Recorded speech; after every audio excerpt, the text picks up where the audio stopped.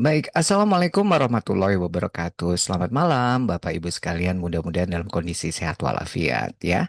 Pada kesempatan kali ini kita akan berdiskusi. Ya, saya bilang diskusi aja dah nih ya, karena ini istilahnya di suasana yang lagi santai tentang bagaimana meningkatkan pengalaman pasien poli atau rawat jalan dengan manajemen antrian. Perkenalkan nama saya Dr. Rusdi. Saya adalah dokter umum yang ambil kekhususan di manajemen kesehatan, manajemen rumah sakit dan berfokus pada layanan bermutu tinggi dan berfokus juga pada layanan yang berorientasi pada keselamatan pasien. Alright? Nah, nanti satu, dua contoh, tiga, empat contoh kejadian di lapangan. Tapi tujuannya untuk proses pembelajaran ya Bapak Ibu. Jadi nanti kalau ada kesebut-sebut rumah sakitnya, mudah-mudahan enggak ya atau jelas nama rumah sakit itu tujuannya untuk pembelajaran, bukan untuk mengkritisi individunya, apalagi mengkritisi institusinya. Alright? Nah, kita mulai dari contoh kasus atau kejadian di lapangan. Saya bilang ini case ya, studi kasus yang mana ini saya anggap sebuah kasus. Alright?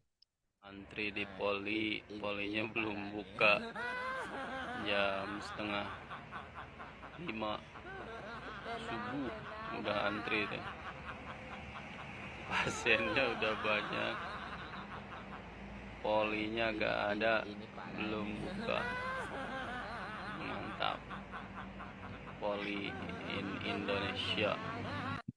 Oke, saya juga kaget-kaget ya. Ini tahun 2025 masih ada rumah sakit yang mohon maaf nyun sewu ya, yang antri berobat ke poli antrinya dari subuh dan belum buka. Biasanya poli bukanya ya jam jam 7 lah ya atau jam 8 mungkin ya.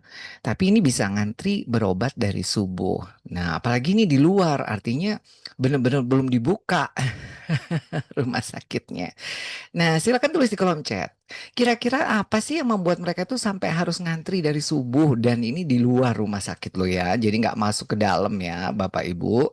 Dan dapatkah hal tersebut dicegah? Ya, kalau di rumah sakit Bapak Ibu tentunya enggak dok, di rumah sakit kami sudah keren, alhamdulillah. Tapi nah, kira-kira nih kalau kita mau membaca situasi di luar sana ternyata masih ada di tahun 2025 loh ya. Ini yang masih berantri berobat ke poli yang antrinya di subuh sampai di luar karena rumah sakitnya belum dibuka. Bapak Ibu punya waktu 1 menit untuk kira-kira ya kita coba berpikir kritis sambil lihat jawabannya teman-teman ya. Kenapa mereka harus ngantri dari subuh ya? Dan ini di luar, nggak bisa masuk ke rumah sakit. Namanya dari subuh itu ya bisa dari jam 4, ada yang jam 3 gitu ya. Mungkin-mungkin kalau rumahnya jauh ada yang nginep bahkan di rumah sakit. Nah, kira-kira apa sih yang membuat mereka itu harus ngantri dari subuh? Dan bisakah hal tersebut dicegah? Karena kalau saya mau lihat cek jawabannya Bapak Ibu ya, apa masih ada? Ini tahun 2025 ini. Oke, saya cek dulu jawabannya Bapak Ibu, nggak ada benar salah ya. Saya cek ya. Hmm, ambil nomor antrian pendaftaran offline. Oke, bisa dapat nomor kecil dok, bisa diatasi harusnya. Pengambilan nomor antrian yang lebih dulu. Mungkin sistem pendaftaran yang belum update.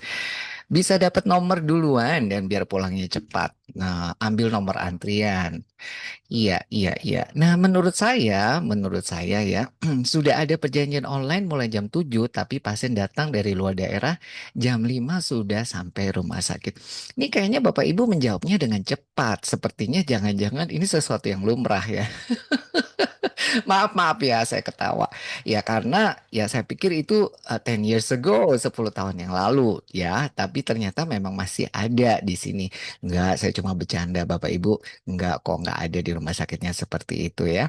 Oke, jadi jawabannya karena ngambil nomor antrian lebih dulu atau sistem pendaftaran dulu-dulu ya. Nah, ini sampai ada yang dari dulu diwakili sendal jepit deh yang dijejer. Alhamdulillah sudah tidak seperti itu. Alhamdulillah. Oke, baik. tadi saya tanya ya, Bapak Ibu sudah tahu jawabannya. Artinya ini bukan terkaget-kaget lagi kalau melihat situasi seperti ini. Mungkin itu beberapa tahun yang lalu dan kira-kira sama juga ya. Bisa nggak hal ini dicegah gitu ya? Karena kalau ada yang merasa bahwa ya memang lumrahnya seperti itu dok, ya harus seperti itu, maka kita akan tidak melakukan sesuatu. Tapi kalau tahu ada teman-teman yang jawab, bisa dicegah itu. Nah, itulah makanya nanti webinar ini harapannya mungkin bisa menginspirasi di tempat Bapak Ibu supaya lebih baik lagi, dan lebih baik lagi. Alright? Nah, Antri di pol. ya, saya mau perkenalkan, saya ulang-ulang kalau cerita tentang masalah service excellent ya, layanan prima, itu ada istilah patient journey, ada juga istilah patient experience. Apa itu patient journey? Patient journey itu perjalanan pasien. Pasien emang bisa jalan-jalan, iya jalan-jalan, traveling ya. Pasien itu untuk melakukan pengobatan, untuk berobat untuk mengatasi masa kesehatannya. Mereka itu ya berjalan-jalan, ada perjalanannya. Apa sih patient journey itu adalah rangkaian peristiwa, ya, rangkaian kejadian yang dialami pasien saat pertama kali terlibat dengan sistem perawatan kesehatan tertentu atau penyedia layanan kesehatan. Jadi bisa lewat mulai dari awal karena ini journey perjalanan, ada juga sampai dimulai peristiwa di sini, kemudian di sini, di sini, di sini, di sini sampai akhirnya kemudian keluar dari sistem perawatannya kesehatan atau keluar dari penyedia layanan kesehatan. Inilah perjalanan. Baik itu di rumah sakit dari unit ya, termasuk juga dari fase 1 ke rumah sakit, kemudian balik lagi ke fase 1 dan seterusnya. Ini disebut patient journey. Nah, ada yang lebih spesifik dari balik passenger journey ini. Pada saat perjalanan mereka, mereka itu berinteraksi dengan sistem layanan kesehatan kita. Jadi interaksi-interaksi ini ya khususnya dengan orang-orang atau pokoknya dengan sistem layanan kesehatan itu akhirnya membentuk persepsi mereka akan kualitasnya ya. Jadi karena persepsi ini, inilah yang diceritakan ke orang-orang ya. Jadi kalau ditanya, di rumah sakit sana bagus nggak? Nah dia cerita itu pengalamannya ya. Pengalamannya, oh di sini, di sini, di sini, di sini, di sini. Nah itulah yang disebut pengalamannya pasien. Pengalamannya pasien bisa baik, bisa juga nggak baik, atau sangat-sangat traumatis sekali bisa saja. Nah, biasanya yang dipercaya, yang powerful, orang-orang itu ya di pengalaman pasien ini. Ya, sebenarnya yang tadi divideokan, ya, inilah guys, ya subuh-subuh rumah sakitnya belum buka, udah pada ngantri. Itu adalah pengalaman, ya. Ada loh orang yang nggak pernah punya pengalaman seperti itu. Hah gitu ya. Tapi ada yang ini suatu pengalaman gitu ya. Ganti di rumah sakit sampai subuh-subuh udah berangkat. Dan ini banyak antriannya dan itu di luar rumah sakit. Itu pengalaman, pengalaman mengantri. Ya, itu maksudnya ya. Kalau kalau perjalanan nih ya belum, masih di awal itu masih ngantri awal. Perjalanannya belum karena masih di awal banget. Nah, dia cerita tentang pengalamannya ngantrinya. Nanti ada pengalaman ketemu dokternya, pengalaman ketemu perawatnya, pengalaman mungkin ketemu radiografernya, pengalaman ketemu orang plebotomisnya, pengalaman ketemu bagian gizinya mungkin, pengalaman ketemu bagian cleaning service-nya dan sebagainya, ketemu sapamnya, itu pengalaman-pengalaman mereka yang mereka ceritain. Biasanya sama deh seperti gini deh, Bapak Ibu pernah nggak misalkan ke kondangan, kondangan itu pengantin ya, dapat dapat undangan untuk datang ke pengantin-pengantin. Pernikahan lah. Kalau ditanya, sudah berapa kali Bapak Ibu datang ke pernikahan seseorang atau teman atau saudara? Wah, banyak kali dok, saya nggak hitung. Nah, kalau ditanya, adakah pengalaman yang berkesan dari datang ke pernikahan orang-orang yang semuanya sudah Anda kunjungi? Pasti jawabannya, ya saya cuma ingat beberapa aja dok. Yang pengalaman yang berkesan sekali atau pengalaman yang sangat tidak berkesan sekali, itulah yang diingat. ya. Jadi jarang sekali nginget yang manten ini, manten itu, manten ini, manten itu inget semua. Kecuali ada kejadian aneh sekali atau kejadian luar biasa sekali. Itulah yang Anda ingat. Termasuk di rumah sakit. Orang ke rumah sakit saja itu sebenarnya sudah punya pengalaman yang nggak menyenangkan ya. Nah, kalau kita misalnya ditelepon ditanya, kamu lagi di mana? Aku lagi di rumah sakit. Hah, kenapa? Ada apa? Siapa yang sakit? Dan gitu seterusnya ya.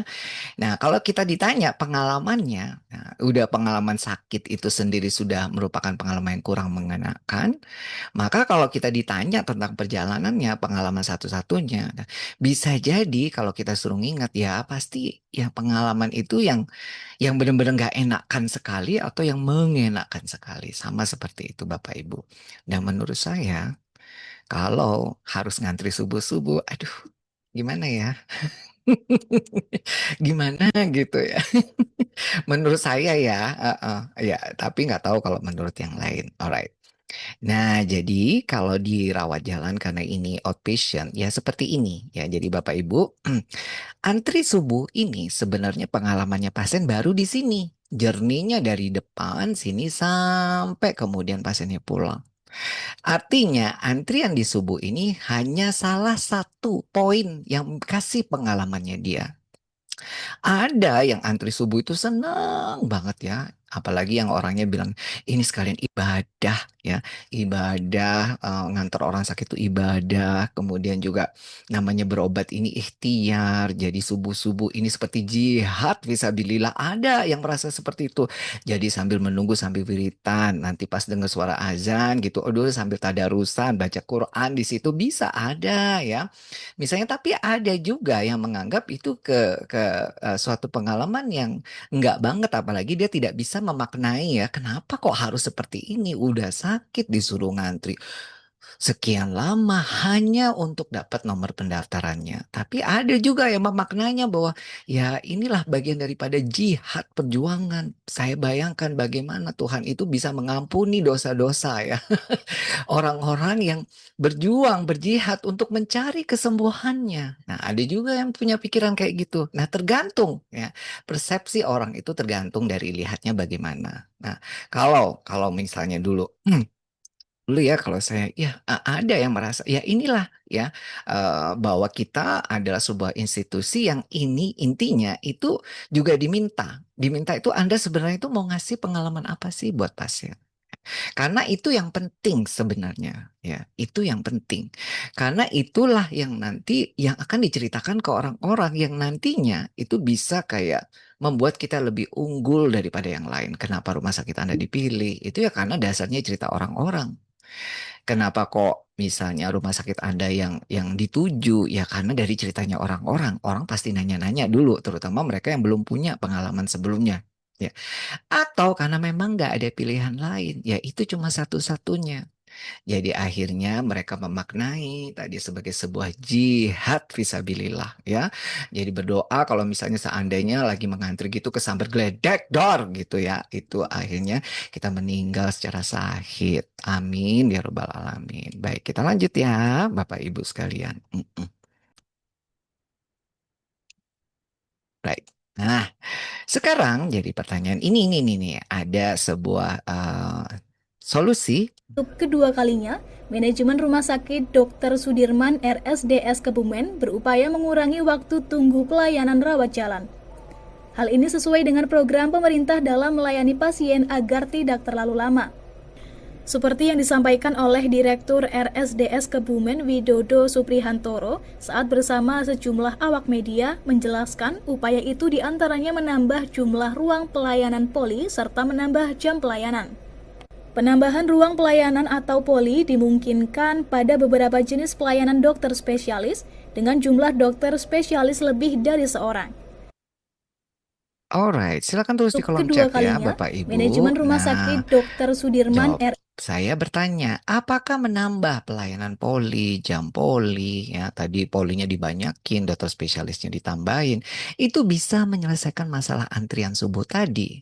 Silakan tulis di kolom chat. Ya, sambil saya bermeditasi dulu ya, melihat apa Bapak Ibu bisa aktif di webinar kita kali ini ya. Silakan tulis di kolom chat ya. Sambil saya memberikan ini ya semangat untuk orang-orang yang berjihad fisabilillah di tahun 2025 mengantri sejak subuh atau jam 3 pagi. Silakan tulis di kolom chat waktunya 1 menit. Apa bener nih ya kalau kita itu nambah jam pelayanan, polinya dibanyakin, dokternya ditambahin, itu bisa menyelesaikan masalah waktu tunggu yang lama dan juga bisa menyelesaikan masalah antrian sejak subuh. Silakan tulis ya, nggak ada benar salah Bapak Ibu. Tulis aja yang Bapak Ibu suka ya. Alright. Hmm. Oke, sudah ya. Hmm, saya ngintip dulu ya. Aduh, penasaran aku jawabannya. Bapak Ibu, saya ngintip. Tarik nafas panjang dulu. Saya ngintip dulu ya sebelah. Hmm, tidak, tidak, belum tentu, tidak selalu, belum itu. Bisa dok, tapi nanti ketemu lagi Mas Faisal. Kalau Mas benar mungkin bisa ditambah panjang dan sebagainya dan sebagainya. Oke, nggak ada yang benar salah ya. Semuanya boleh menjawab sesuai dengan alasan masing-masing. Nah, tapi kadang orang-orang itu nggak paham, Bapak Ibu. Ya, maksudnya nggak paham gimana sih, Dok? Nggak pahamnya itu begini, nambah jam pelayanan, nambah dokter, ya, dengan percaya diri. Nih, yang nggak pahamnya. Ternyata, ini Kepala Dinas Kesehatan Kabupaten Blora, sebelahnya, tetangganya Kabupaten tadi itu, Kebumen, Bapak Edi Widayat saat ditemui wartawan di ruangannya, bilang nih, di tahun 2025 bilang, sorry. Lowongan CPNS dokter spesialis di Blora sepi peminat Bapak Ibu. Gak ada yang mau daftar. Nah, maaf ya Bapak Ibu, ini saya gemes-gemes juga. Ternyata bukan jam pelayanan nambah dokter, ternyata juga gak gampang Bapak Ibu. Lah dokter spesialisnya ini lo nggak sepi peminat Bapak Ibu. Nggak tahu ya kalau di rumah sakit Bapak Ibu ya gampang cari dokter spesialis gitu ya. Apalagi sekarang nih nanti ada kompetensi rumah sakit dasar, kompetensi rumah sakit madya, kompetensi rumah sakit utama dan paripurna yang mana syarat-syaratnya bukan hanya SDM, sarana prasarana tapi juga alat kesehatan yang mana itu bisa loh bisa turun loh kompetensinya rumah sakit gara-gara kurang lengkap lah SDM-nya, kurang lengkap lah sarana prasarannya, kurang lengkap lah alat kesehatannya. Yang ini nanti bisa jadi bingung lagi nih masalah antrian ya. Jadi nggak segampang itu nambah jam pelayanan, nambah dokter. Nah, dalam keadaan belum ada kompetensi-kompetensi ini aja, ternyata sepi peminatnya. Aduh, terima kasih Bapak Ibu sudah berpartisipasi ya. Jadi kita itu bisa. Nah, kita lanjut ya. Nah, oke. Hmm. Nah, sekarang kalau misalnya Anda ditanya, kalau kita iseng-iseng nanya, Bapak Ibu, bagaimana sih pengalamannya saat berobat rawat jalan rumah sakit? Nah, nih kalau saya di rumah Suasana hari ini di Rumah ya, Sakit Sampang. contoh, apakah pengalaman positif, apa Ini pengalaman semua negatif? yang nunggu antrian, guys. Kasihan ya. Kami banget. Saya mendapat antrian nomor 20, guys.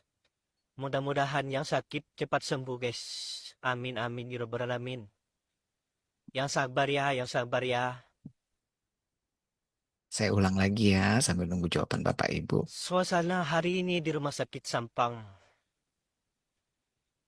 Ini semua yang nunggu antrian, guys. Kasihan ya. Kami banget. Saya mendapat antrian nomor 20, guys. Mudah-mudahan yang sakit cepat sembuh, guys. Amin amin ya rabbal alamin. Yang sabar ya, yang sabar ya.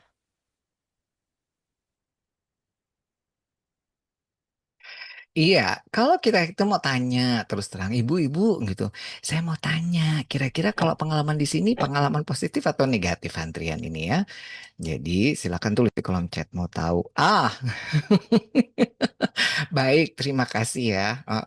Rata-rata negatif dok, pengalaman negatif. Iya. Nah itu sampai yang nyuting tuh nggak tega ya. Kasihan, kasihan. Mudah-mudahan cepet sembuh ya guys, cepet sembuh guys gitu ya.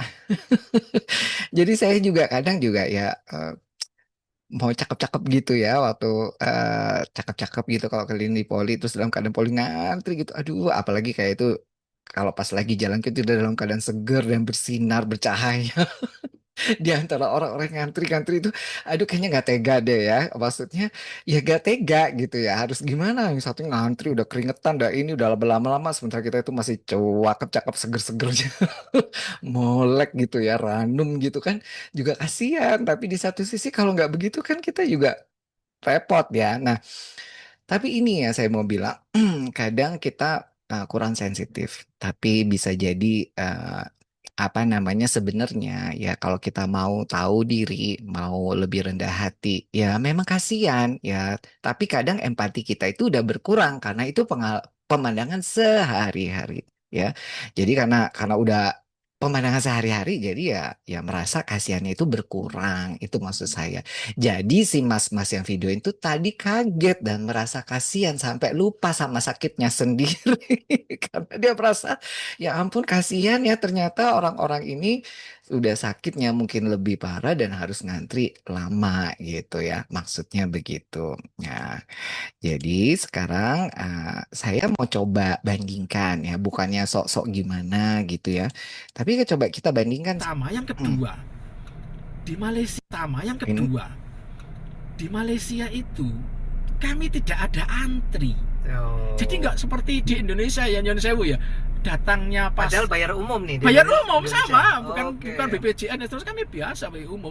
Itu kami datang praktek jam 4, kita datang setengah 4 sore gitu.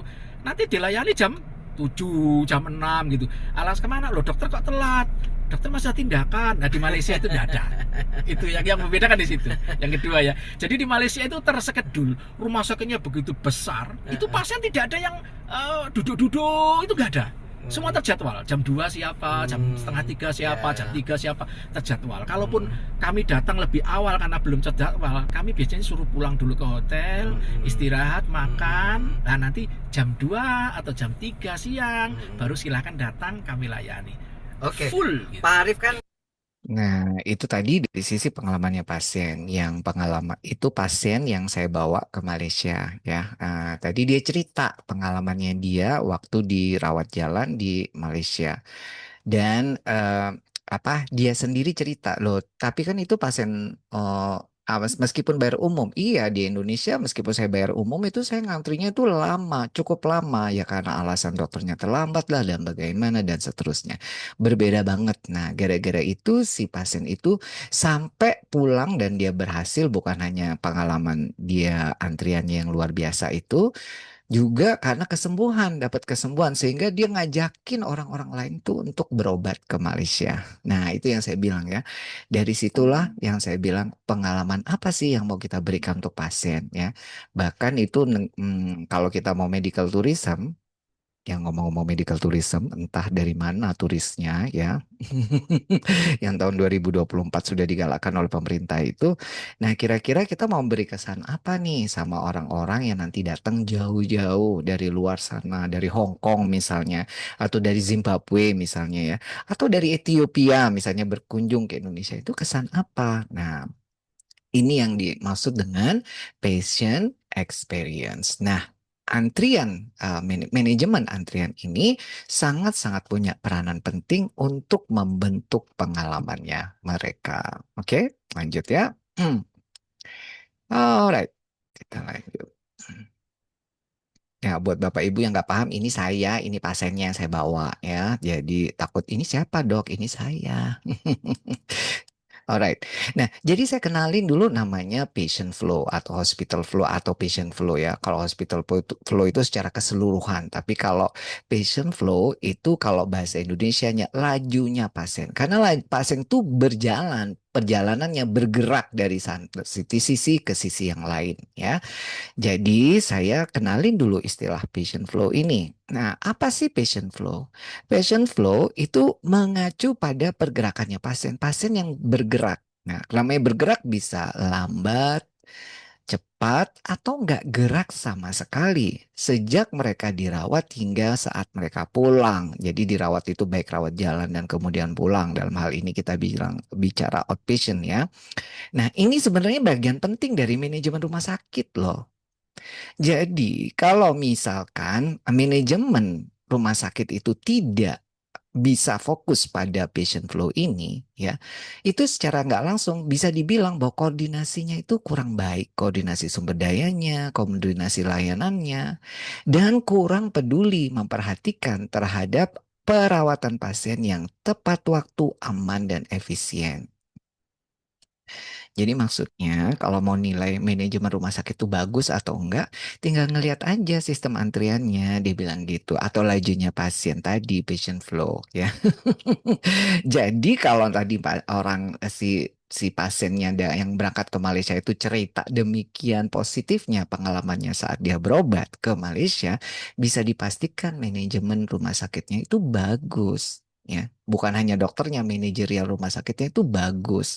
Karena manajemennya itu betul-betul fokus pada pengalamannya pasien dan em, fokus pada lajunya pasien, pergerakan pasien. Kalau pergerakan pasien itu tidak lancar, tidak smooth, sudah pasti ini tidak ada kolaborasi yang baik dari sisi unitnya, layanannya, ya, sehingga sumber dayanya itu tidak efektif dan tidak efisien. Dia bilang gitu. Jadi tarik nafas panjang, keluarkan pelan-pelan. Artinya bisa dinilai kalau misalnya orang luar negeri mau datang yang katanya medical tourism, contohnya dari Zimbabwe tadi, kalau dia lihat antriannya kayak gitu-gitu di TikTok ya kayaknya dia sudah bisa menilai kualitas manajemen rumah sakit Indonesia ya. Baik, kita lanjut ya Bapak Ibu. Lanjut ya. Oke. Nah, patient flow ini atau lajunya pasien, kalau efektif itu pasti rumah sakit beroperasinya lancar, operasionalnya pasti lancar. Karena apa? Nggak ada waktu yang berlama-lama, jadi nggak ada waste. Ya waste itu limbah. Kalau nanti suatu saat saya bicara tentang lean management ya. Jadi nggak ada kesia-siaan. Dan mencegah kepadatan. Kepadatan itu maksudnya keramaian di vaskes, fasilitas layanan kesehatan. Nah, ada rumah sakit yang bilang, dok, kalau rumah sakit rame, happy dong kita ya, happy gitu ya. Oke, happy pasien banyak, tapi kalau padat yang penuh, rumah sakit yang penuh, itu menakutkan. Nah, kalau misalnya manajemen antrian itu baik, dikelola dengan baik, pasti nanti sumber dayanya itu jadi lebih baik ya. Istilahnya kolaborasi sumber dayanya lebih baik dan pasiennya itu bisa dapat perawatan yang tepat waktu sekaligus bisa efisien layanan. Kenapa bisa berpengaruh seperti itu Bapak Ibu? Ya contoh ya, sekarang gini deh, Anda cuma punya kursi 20, tapi yang ngantri 40. Nah, jelas yang ngantri itu 40. Berarti gimana dong yang 20? Kira-kira berdiri dong. Ya kan berdiri. Yang kursinya cuma untuk 20, yang ngantri 40. Anda berdiri. Nah, secara nggak langsung itu bilang berarti kamu itu entah karena menyediakan kursinya yang kurang atau karena kamu memang nggak punya perasaan gitu, pasien suruh berdiri atau ngeletak-ngeletak ke di lantai, kan kasarannya gitu ya. Berarti ada kolaborasi sumber daya yang tidak efektif, efisien di dalam hal tempat duduk. Ini masih tempat duduk. Ya. Yang kedua, kalau misalnya ruangan itu akan terasa nyaman jika ada orang 20 berkerumpul di sana, baik itu kenyamanan itu dari sisi suhu, kemudian juga aliran udara, ya dan sebagainya, ya. Nah, kalau itu ditempati 40 orang, maka kenyamanannya itu akan turun. Nah, sementara ini menjadi catatan bahwa loh, kalau begitu ruangan ini sebenarnya nggak efisien, nggak efektif untuk melayani 40 orang. Jadinya ya benar-benar nggak bagus perencanaannya. Nah, kasarannya begitu intinya ya. Jadi sekali lagi kalau kita bilang kalau rumah sakit itu menutup mata, ya sekali lagi nutup mata dengan adanya antrian yang tidak efektif dan efisien itu sama saja menunjukkan bahwa manajerialnya itu sebenarnya tidak atau kurang atau belum. Bagus. Nah, itu bisa dilihat dari situ katanya sih. Karena tidak memperhatikan tentang lajunya pasien dan secara otomatis tidak memperhatikan kolaborasi sumber daya yang dimilikinya. Jadi, sekali lagi, kalau misalnya kita mau lihat rumah sakit itu bagus atau tidak, kita bisa lihat secara kasat mata dari sistem antriannya. Terima kasih, Bapak Ibu. Kita lanjut ya. Alright. Nah, sekarang saya, dok, gimana? Jadi, nah, sekarang gini ya. Ini tadi lajunya pasien atau patient flow dirawat jalan. Oke, kita mulai dari mana mulainya? Dari rumah dong. Orang mau berangkat, memutuskan berangkat pada hari apa, jam berapa, itu kan pasti dia putusin dulu, direncanain dulu, Bapak Ibu. Nggak mungkin ujuk-ujuk berangkat, apalagi pasien-pasien BPJS, dia pasti sudah bawa lembar rujukan dan segala macam kebanyakan. Ada sih yang gundulan aja nggak tahu apa-apa ya.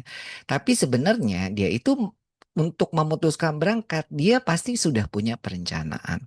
Ada beberapa perencanaan ini sudah dilakukan di awal ya, artinya sebenarnya di rumah pun dia itu bisa dapat aksesnya ke sistem antrian atau pendaftaran daripada rumah sakit.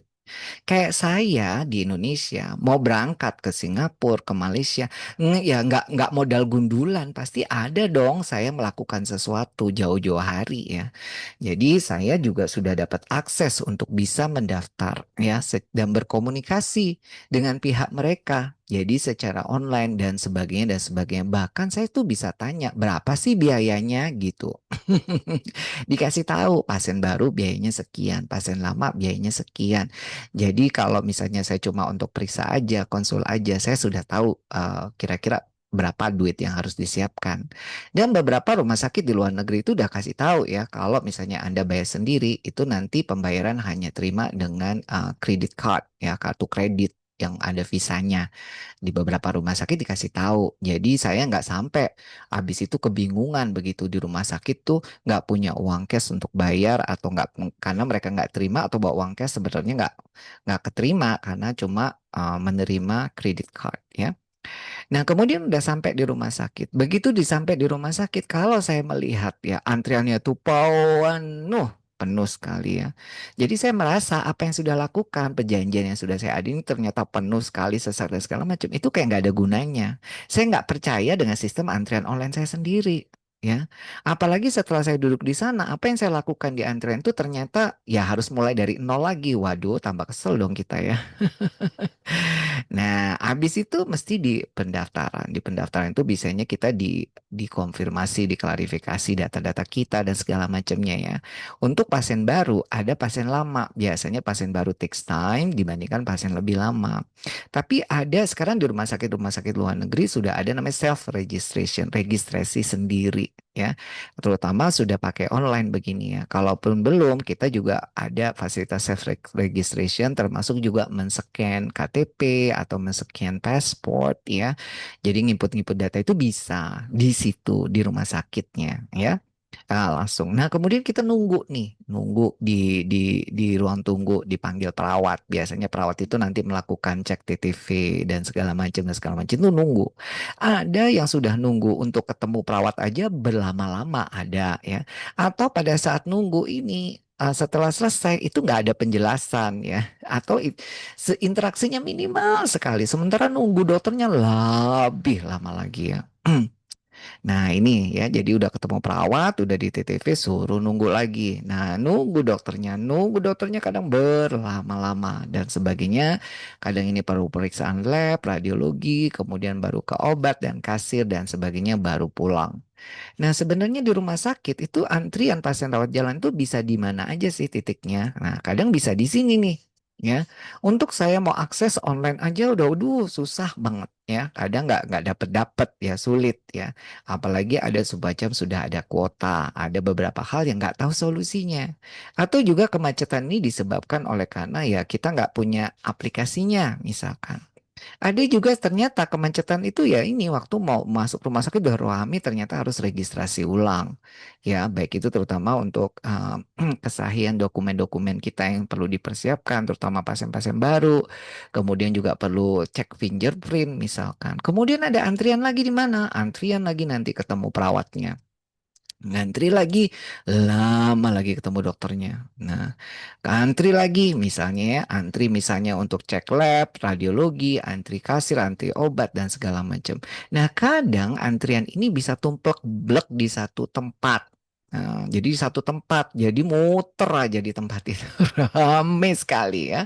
Nah ini yang bikin pusing ya, apalagi orang itu paling kalau orang sehat aja kita nggak suka kerumunan, ya apalagi orang sakit. Nah bahkan ada yang untuk antri keluar aja ngantri, ada ya, apalagi yang parkir mobilnya jauh dan segala macam itu bisa loh. Kok ini antrian banyak ngantri dijemput ya, karena untuk perjalanan jauh. Nah ini hal-hal antrian ini yang saya bilang ya Bapak Ibu, tolong bisa diidentifikasi dulu ya, karena yang kita manajemen pengelolaan antrian ini. Nah, jadi tentu saja hal ini tidak bisa menjawab semua pertanyaan, tapi paling enggak dengan dasar ini kita bisa nanti coba berinovasi di rumah sakitnya. Ingat ya bahwa patient flow itu penting. Walaupun ini pasien rawat jalan, sekali lagi walaupun ini pasien rawat jalan, dok kalau di UGD bermasalah dok orang bisa mati, ya kan? Orang nggak bisa masuk UGD mati, bisa dianggap menelantarkan pasien ya pada kasus-kasus kebanyakan. Tapi kalau rawat jalan nggak mati kan dok, nggak apa-apa nunggu lama. Ya iya sih, jawabannya orang-orang gitu ya. Apa dok nunggu lama nggak ada yang mati gitu ya pasiennya.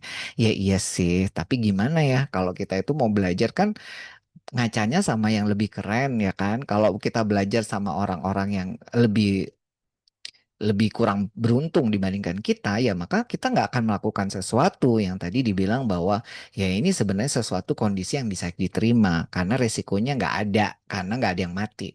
Tapi sebenarnya Bapak Ibu ya sekali lagi karena sekarang ini pengalaman pasien itu sangat-sangat penting yang kita bilang patient experience. Kalau kita mau berhasil, ya rumah sakit kita harus unggul dibandingkan kompetitor lain. Saya berpikir ya, semakin ke sini, semakin banyak saya dapatkan berita-berita rumah sakit itu yang mulai kesulitan bayar dokter, bayar perawat, kemudian atau jaspel-jaspelnya dipotong, atau dapat demo-demo ini karena ada hak-haknya pasien, hak-haknya karyawan yang belum dipenuhi. Ya salah satunya ya karena secara proyektif finansialnya rumah sakit itu tidak baik gitu loh. Nah, jadi memang harus berkompetisi rumah sakit itu ya Bapak Ibu. Jadi kalau kita nggak kompetensi, kompeti, kop, kita tidak kompetisi ya. Kalau kita itu tidak bersaing, itu kita itu nggak punya gairah gitu loh. Jadi meskipun ya ini apa? Cuma webinar misalkan ya. Saya pun berusaha untuk memperbaiki kualitasnya, termasuk tampilan saya, termasuk suaranya, termasuk di YouTube-nya. Karena saya meskipun nggak ada yang sama seperti saya, tapi saya merasa bahwa Anda menginginkan saya itu berbuat lebih. Jadi saya bergairah, jadi saya terpacu.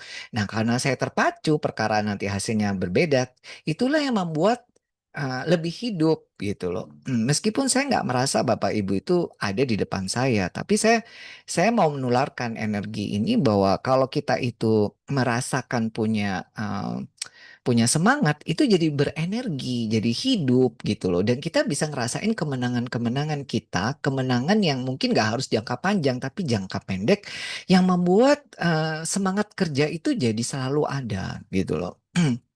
Jadi terus terang Bapak Ibu ya, tidak mudah buat saya untuk webinar-webinar ini itu, tapi karena saya memacu diri saya sendiri, karena saya takut nanti ya ibaratnya ada ketakutan yang sebenarnya itu nggak rasional. Ketakutan artinya apa?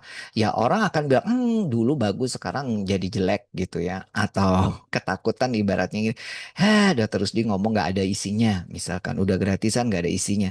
Nah padahal kan nggak harusnya nggak perlu, tapi karena saya memacu, jadi ya itu yang membuat saya gairah. Sama kalau kita, selama kita tidak mau memetakan ini, ya tidak peduli dengan patient flow ini, sudah jelas pasti gairah di rumah sakit itu ya mohon maaf. Tarik nafas panjang. Oke, nah Sekarang bagaimana sistem manajemen antrian? Sebenarnya kalau kita mau bicara lebih luas pakai sebuah sistem. Tapi kalau belum mampu, ya kita kelola secara manual dulu deh gitu ya. Misalnya Bapak Ibu, Dok, kita belum punya sistem yang lebih keren, tapi kita pakai pengelolaan yang antrian dulu deh. Karena dimulai untuk membuat sistem itu sebenarnya kita memulainya dari secara manual, pengertian dulu, kita petakan dulu lajunya pasien di rawat jalan itu bagaimana, di mana yang paling lama antriannya, kenapa dan sebagainya ya supaya nanti bisa meningkatkan pengalamannya pasien. Sekali lagi Bapak Ibu, kalau kita nggak berfokus pada ini, ya, pasti kita itu nggak akan berenergi. Karena sebenarnya yang dinamakan patient center care itu bukan hanya menyembuhkan kesehatan badannya, tapi juga kesejahteraannya. Maksudnya gini ya, sama-sama lah obatnya sama. Ya, obatnya sama, dokternya sama, sembuhnya sama, sama-sama nggak bayarnya. Tapi kalau suruh milih ngantri sebentar sama ngantri lama berjam-jam ya pastinya ya pengennya ya orang itu dimudahkan gitu loh. Jadi jangan misalnya kita bilang bahwa ya kalau bisa dipersulit, diperlama ngapain dipercepat atau dipermudah gitu. Nah itu kan sama-sama saja kita itu kayak ada pengabaian ya, neglected. Sementara kita sama-sama tahu sebenarnya kalau kita mau duduk bareng itu semua bisa sekali lagi bisa diatasi, bisa dicegah, bisa dikurangin. Nah sekali lagi ya. Mungkin kita akan bilang ya sama-sama lah obatnya sama, dokternya kurang lebih sama, apalagi pasien BPJS sama-sama nggak bayar, semua administrasinya sama. Tinggal bagaimana mau nggak kita tergerak hatinya untuk tadi mengelola manajemen antrian itu atau tidak, semua ada di tangan Bapak Ibu sekalian. Baik kita lanjut. Ya. Ya, dirawat jalan juga ada code blue. Nah, apalagi ada code blue udah antrian banyak ya. Ternyata kita nggak teridentifikasi tiba-tiba ada yang jatuh atau juga tiba-tiba sadarkan diri karena code blue dan sebagainya ya. Oke. Alright, selanjutnya saya mau sampaikan webinar ini gratis, tapi buat Bapak Ibu yang ingin mendukung kelanjutan acara ini bisa berdonasi sekali lagi ke nomor rekening yang tertera di layar monitor Bapak Ibu, nominalnya 40.000. Kalau lebih gimana dok? Alhamdulillah. Kalau kurang gimana ya nggak apa-apa, Alhamdulillah juga. Nah, panitia akan mengirimkan e-sertifikat ya, setara 3 JPL dan soft file materi yang dikirimkan melalui email yang didaftarkan Bapak Ibu di link absensi. Maksimal 2 hari setelah webinar ini akan diberikan. Dan yang kedua, Bapak Ibu kalau misalnya ingin subscribe YouTube channel saya namanya Dr. Rusdi. Ya, ini YouTube channel yang baru saya inisiasi 3 bulan belakangan gara-gara permintaan rekan-rekan sekalian untuk ada YouTube channelnya. Ya, silakan di subscribe. Nanti mudah-mudahan bisa juga berkembang YouTube channel ini. Jadi akan banyak konten-konten yang mengedukasi khususnya untuk tenaga medis dan tenaga kesehatan. Ya. Nah, apa gunanya sistem manajemen antrian? Ini sistem ya, tapi kalau kita belum bisa dan saya belum jelasin saat ini karena ini baru perkenalan ya. Jadi kalau kita mengelola manajemen antrian itu bisa apa sih? Bisa mengurangi waktu tunggu. Jelas, ini yang dicari-cari orang ya. Siapa sih yang suka nunggu, apalagi menunggu sesuatu yang tidak pasti. Aduh, udah ditungguin ternyata zong gitu ya. Yang kedua, manajemen antrean itu bisa meningkatkan komunikasi. Ya, komunikasi ya ini sangat-sangat penting dan komunikasi ini sangat-sangat berperan dalam membentuk pengalamannya pasien. Ya, banyak orang-orang itu yang awalnya kecewa, yang kemudian komplain ini itu sebenarnya bisa diselesaikan hanya dengan komunikasi yang baik. Nah, artinya sebenarnya kalau manajemen antrian itu sebenarnya kita itu bisa meminimalkan resiko-resiko adanya komplain, resiko-resiko adanya pasien marah-marah, resiko adanya pasien yang salah paham, ya, salah informasi. Ini tujuan daripada manajemen antrian ini. Contohnya begini deh, misalkan. Udah tahu dokternya pagi-pagi bilang, Mbak, saya nanti ada operasi ini, itu, ini. itu jadi nanti polis saya telat 2 jam udah dikasih tanda begitu. Nah, kalau dengan pengelolaan antrian yang baik ya, semua pasien-pasiennya itu kita bisa notifikasi bahwa Bapak Ibu nanti dokternya terlambat 2 jam, kayak gitu maksudnya ya. Jadi kan komunikasi bagus. Oh, jadi nggak perlu nunggu. Silakan kalau misalkan memang tetap mau datang di jam tersebut, monggo. Kalau misalkan nanti diganti hari yang lain ya monggo silakan. Nah itu maksudnya meningkatkan komunikasi Bapak Ibu ya. Jadi ibaratnya, oh saya diperhatiin ya. Sama lah seperti kayak misalnya saya naik pesawat ya. Saya naik pesawat itu kalau ada perubahan-perubahan jadwal, entah itu delay atau dimajukan, saya dapat info 1 hari sebelumnya. Tapi kan dokter kadang gitu dadakan. Nah ini maksudnya sekedar contoh. Nanti bagaimana nih regulasi SPO rumah sakit kalau juga pengen ya menyampaikan ke dokternya, dok kita ini nggak bisa egois, kita harus juga memberikan pengalaman yang positif untuk pasiennya. Ya anggap saja pasien-pasien kita itu semua dari Zimbabwe atau Ethiopia yang perlu perjalanan jauh dan melewati samudra ya, kemudian berenang-renang sekian ratus kilometer. Bayangin aja seperti itu ya. Sama seperti saya yang di Indonesia yang harus bawa pasien ke luar negeri itu, mereka selalu update. Bahkan ada kata-katanya kalau begini begitu, bahkan disampaikan kalau belum jelas jangan pesen tiket pesawat maupun hotel dulu tuh. Kan itu salah satu bentuk perhatian buat kita ya. Nah, itu maksudnya. Alright ya, yang berikutnya apa sih gunanya? Dia bisa melancarkan patient flow. Artinya tadi saya sudah jelaskan ya laju pasien, titik-titiknya tadi. Jadi kita itu bisa melancarkan smooth mereka. Karena siapa sih orang yang betah menunggu ya, nggak ada atau tidak bergerak sama sekali. Bapak Ibu ya, kalau saya mau bilang, Bapak Ibu, saya mau bilang ya, sebenarnya orang berduduk lama-lama itu bisa memberikan stres loh pada tubuhnya ya. Kadang kan kita mikir, dok, lebih enak mana sih duduk apa berdiri? Misalnya kita bilang, sebenarnya kalau berdiri terlalu lama juga nggak bagus, tapi duduk terlalu lama itu juga nggak bagus, ya. Jadi nggak baik untuk peredaran darah dia, untuk enzim-enzim yang di pencernaannya dia, dan juga nggak bagus lah untuk tubuhnya, karena itu memberikan stres pada tubuhnya. Karena tubuh kita manusia ini secara normalnya, naturalnya adalah makhluk yang bergerak. Jadi kayak saya ini ngomong 2,5 jam ya oke lah saya duduk. Habis itu saya harus bergerak ke sana kemari. Atau sebelumnya memang saya sudah bergerak banyak ya. Nah coba bayangi kalau orang itu duduk berlama-lama. Jadi tubuhnya itu stres sebenarnya ya. Jadi sebenarnya kalau saya mau bilang itu sebenarnya secara nggak langsung kita itu memberikan harm untuk pasiennya ya. Sorry to say ya, kita kan layanan kesehatan, tapi kita tidak mengerti. Coba Bapak Ibu bisa browsing lagi atau belajar lagi apa efek duduk berlama-lama berjam-jam. Itu bahaya untuk kesehatan itu seperti apa. Nah, coba kalau itu terjadi pada orang yang sehat ya sudah berefek kurang bagus, apalagi sama orang-orang yang sakit.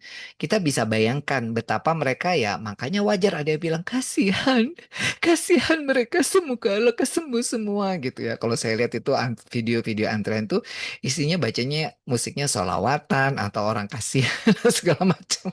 Jadi ibaratnya ya, secara natural harusnya kita berempati. Tapi sekali lagi again karena mungkin ini sudah pemandangan sehari-hari, jadinya rasa empatinya itu berkurang gitu ya. Alright, lanjut ya. Nah, berikutnya bisa meningkatkan efisiensi. Sekali lagi, efisiensi apa aja, terutama dari sisi waktu, ya. Kemudian efisiensi sekarang bayangin Bapak Ibu ya, kalau pasien tuh ngantri lama, ya ngantri lama, nunggu dokternya berlama-lama. Sementara perawatnya yang nggak ngapa-ngapain karena dokternya belum datang-datang, ya. Jadi kan artinya ya perawatnya maaf-maaf ya. Maaf saya bilang, ya nganggur gitu loh. Jadi kan nganggur perawatnya. Gara-gara apa? Ya dokternya nggak datang. Nah ini yang dibilang udah patient flow-nya terganggu, nggak efisien karena perawatnya nganggur. Berapa nganggur? Berapa lama? 2 jam pasien nganggur, perawat nganggur. Ya ibaratnya begitu. Dan nganggurnya perawat itu dibayar. Artinya kalau dia ternyata harus molor kerjanya ya, ternyata harus lembur ya kan di luar jam kerjanya. Nah ini gimana? Apa diganti atau tidak? Nah padahal kan bukan salah perawatnya.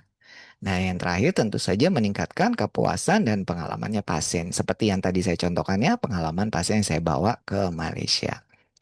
Alright, nah jadi kita sebelum bicara sistem, kita bicara prinsipnya aja dulu deh, karena sistem itu jauh lebih luas ya. Nanti suatu saat saya lebih detail, tapi intinya ada prinsip-prinsipnya kalau kita bicara pengelolaan antrian di rumah sakit.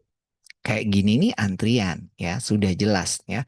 Ini yang dimaksud antrian tuh kita secara langsung bilang ya karena ada kerumunan ya ibaratnya. Nah kalau bicara tentang prinsip untuk pengelolaan antrian yang tadi dibilang si pasien nih ke Malaysia tadi nggak ada rame-rame kayak gini emang bener nggak ada gitu ya. Yang sampai heboh kayak gini nggak ada. Nah, prinsipnya adalah disperse waiting crowd. Jadi hindari antrian gerombol dulu ya. Jadi kalau misalnya kita itu mau memprediksikan udah banyak yang bergerombol. Nah, gerombol ini sudah tanda waktu bahwa akan ada waktu tunggu yang lebih panjang. Jadi selain itu gerombolan orang-orang itu ya, kerumunan orang-orang itu bisa nambah tekanan baik itu pada staf maupun pasien. Bapak Ibu, kalau saya itu lagi ngapain keliling rumah sakit, terus tiba-tiba ada rame-rame orang datang guru gitu. Tiba-tiba saya itu ketakutan, bukan ketakutan yang kayak gimana ngelihat hantu gitu ya. Maksudnya ada semacam "Cek, itu apa?" Pasti saya langsung tanya, "Itu apa kok rame-rame?" "Itu Dok, begini begini begini." Itu saya sudah kayak ada stres sendiri gitu ya. Jadi saya nggak tahu ya, mungkin yang lain juga apakah merasakan atau enggak. Tapi dari situ disampaikan, semakin banyak kerumunan, itu sebenarnya semakin memberikan tekanan pada baik itu orangnya, stafnya, maupun pada pasiennya. Nah, ceritanya gini nih, waktu itu saya pernah ya, saya punya teman saya ini cewek ya, dia itu teman SMA lah. Waktu itu dia curhat-curhat gitu. Dia ngerasa udah deh gini daripada rame. Kalau kamu nggak percaya aku, dia kan curhat-curhat gini, tak kasih begini begitu. Kalau daripada rame, kamu kalau nggak percaya aku ya udah, ayo tak antar ke rumah sakit. Tak kasih lihat kamu mau berakhir seperti mereka. Mereka itu artinya pasien-pasien yang butuh pengobatan dari dokter atau enggak nanti kamu sendiri yang milih. Karena dia nggak tahu kayaknya aku butuh begini begitu ya sudah ayo aku antar begitu aku antar aku sama dia sama-sama kagetnya. Kagetnya itu karena ternyata banyak antrian orang-orang ke psikiatri gitu ya. Yang itu mukanya itu kita bisa lihat muka yang kena dalam maaf ya obat-obatan psikiatri itu kayak gimana sih kelihatan kan. Jadi terus aku tinggal bilang ya ke dia, tuh kamu mau berakhir seperti itu atau maksudnya ngantri seperti itu, kemudian juga harus kontrol setiap berapa kali sekali, berapa bulan sekali dan sebagainya. Akhirnya gara-gara pengalaman itu dia bilang, nggak deh kayaknya aku nggak perlu bisa kok, kayaknya aku bisa ngatasi masalahku sendiri. Jadi itu salah satu shock terapi ya saya bawa gitu. Bener nggak sih kamu butuh? Kalau memang butuh ya silakan ketemu dokternya. Kamu mungkin akan dapat obat. Tapi kalau merasa kamu bisa, oh nggak deh kayaknya aku bisa deh. Dan ternyata emang bener bisa. Jadi nggak perlu sampai harus berobat ke psikiater. Tapi satu sisi ini yang saya mau bilang bahwa itu memberikan tekanan ya. Contoh nyata memberikan tekanan. Waduh kayak gini antriannya segitu banyak dan ternyata setelah saya melihat sendiri antrinya panjang lama ternyata ketemu dokternya cuma ada mungkin 2 menit doang ya. Ini masuk keluar 2 menit doang. Yang ternyata itu ya saya kurang tahu apakah memang seperti itu dan memang cuma let's say 2 minutes ya. Oke. Nah, jadi sekali lagi semakin kita nggak peduli bahwa banyak yang bergerombol antrian. Nah, kerumunan orang-orang ini sebenarnya bisa nambah tekanan. Tapi karena mungkin ya tidak ada yang komplain, jadi tidak ada yang ya kasih masukan atau kasih saran juga mungkin udah ya. Tapi gimana? Wong memang ini kayaknya semua orang ya merasakan hal yang sama. Kayaknya aku nggak nyaman deh kalau aku sendiri yang bilang ini terlalu banyak antriannya. Jadi sebenarnya ya akhirnya kita terbiasa. Yang kedua, jika pasien harus mengantri dalam jangka waktu yang lama, mereka akan merasakan kualitas pelayanan medis yang lebih buruk. Artinya apa? Ya karena sudah lama ya, terutama juga ada orang-orang yang ngerasa kasihan, aduh nggak enak lama-lama ngobrol sama dokternya juga, yang nunggu lama banyak sekali, aku nggak tega gitu ya. Jadinya akhirnya memaklumi, sorry, akhirnya kita akan memaklumi bahwa ternyata udah nunggu lama, ternyata ketemu dokternya cuma sebentar, karena juga dia, oh iya ya, akhirnya ya udah karena memang juga banyak banget antriannya. Ya. Sehingga akhirnya merasakan kualitas medisnya yang lebih buruk gitu ya. Nah, ada 30% meninggalkan janji temu karena waktu tunggu yang lama. Nah, di yang pasien yang dari Malaysia tadi yang saya bawa ke Malaysia yang cerita pengalaman positifnya tadi itu, dia waktu ketemu dokternya, dokternya itu dengan sabar dan panjang waktunya sampai diperiksa ini let's say ada sekitar 45 menit satu pasien dan itu pasien baru.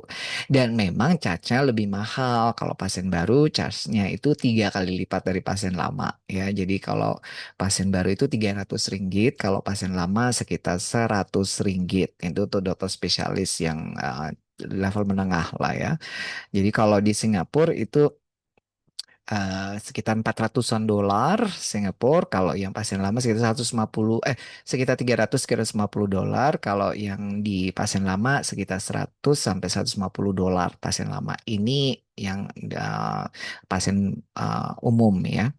Nah, jadi kalau misalkan harapannya nih, kalau untuk kita buka poli umum atau eksekutif, misalkan mungkin ada perbedaan ya kalau pasien baru, karena pasien baru itu perlu penegakan diagnosa yang pas, perlu pemeriksaan lab atau radiologi atau diagnostik yang lebih detail, mungkin ya untuk pemeriksaan fisik yang lebih detail, waktu lebih panjang untuk anamnesa, jadi mungkin dicasnya lebih banyak ya.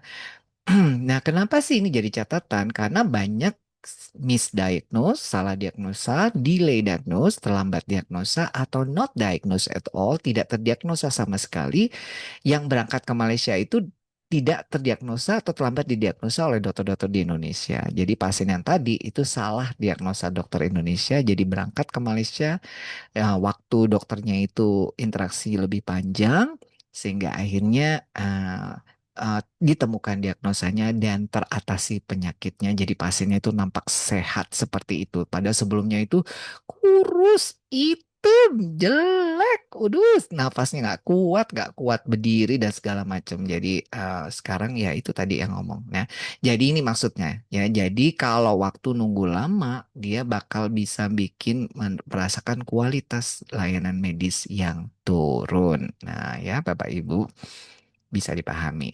Hmm. Alright. Jadi sekarang kita harus mencoba terusik. Sekali lagi terusiklah dengan gerombolan orang-orang, kerumunan orang yang banyak. Ya. Jadi dulu ya, dulu. Dulu ini saya cerita ya, boleh cerita dulu nih situasinya santai. Dulu karena saya itu masih bego-bego ya, dia jadi direktur rumah sakit tuh bego ya. Jadi kan rame itu di poli, udah gitu polinya sumpek bau, jadi pakai kipas, aduh kipas angin saya itu nggak bisa nolong.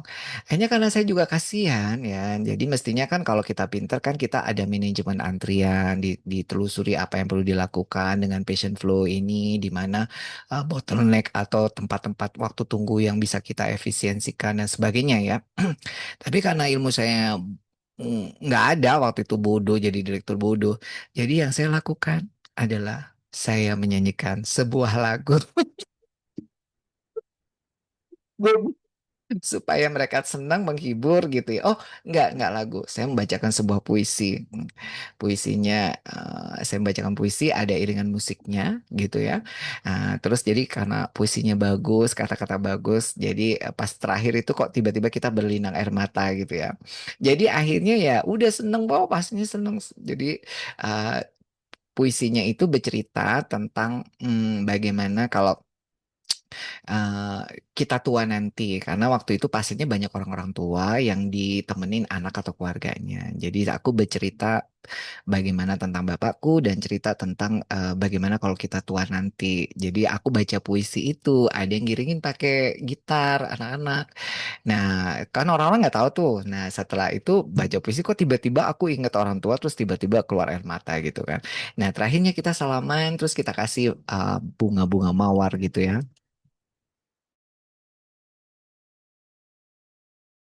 Jadi mereka kita kasih sekuntum bunga mawar semuanya gitu ya yang udah dibungkus gitu.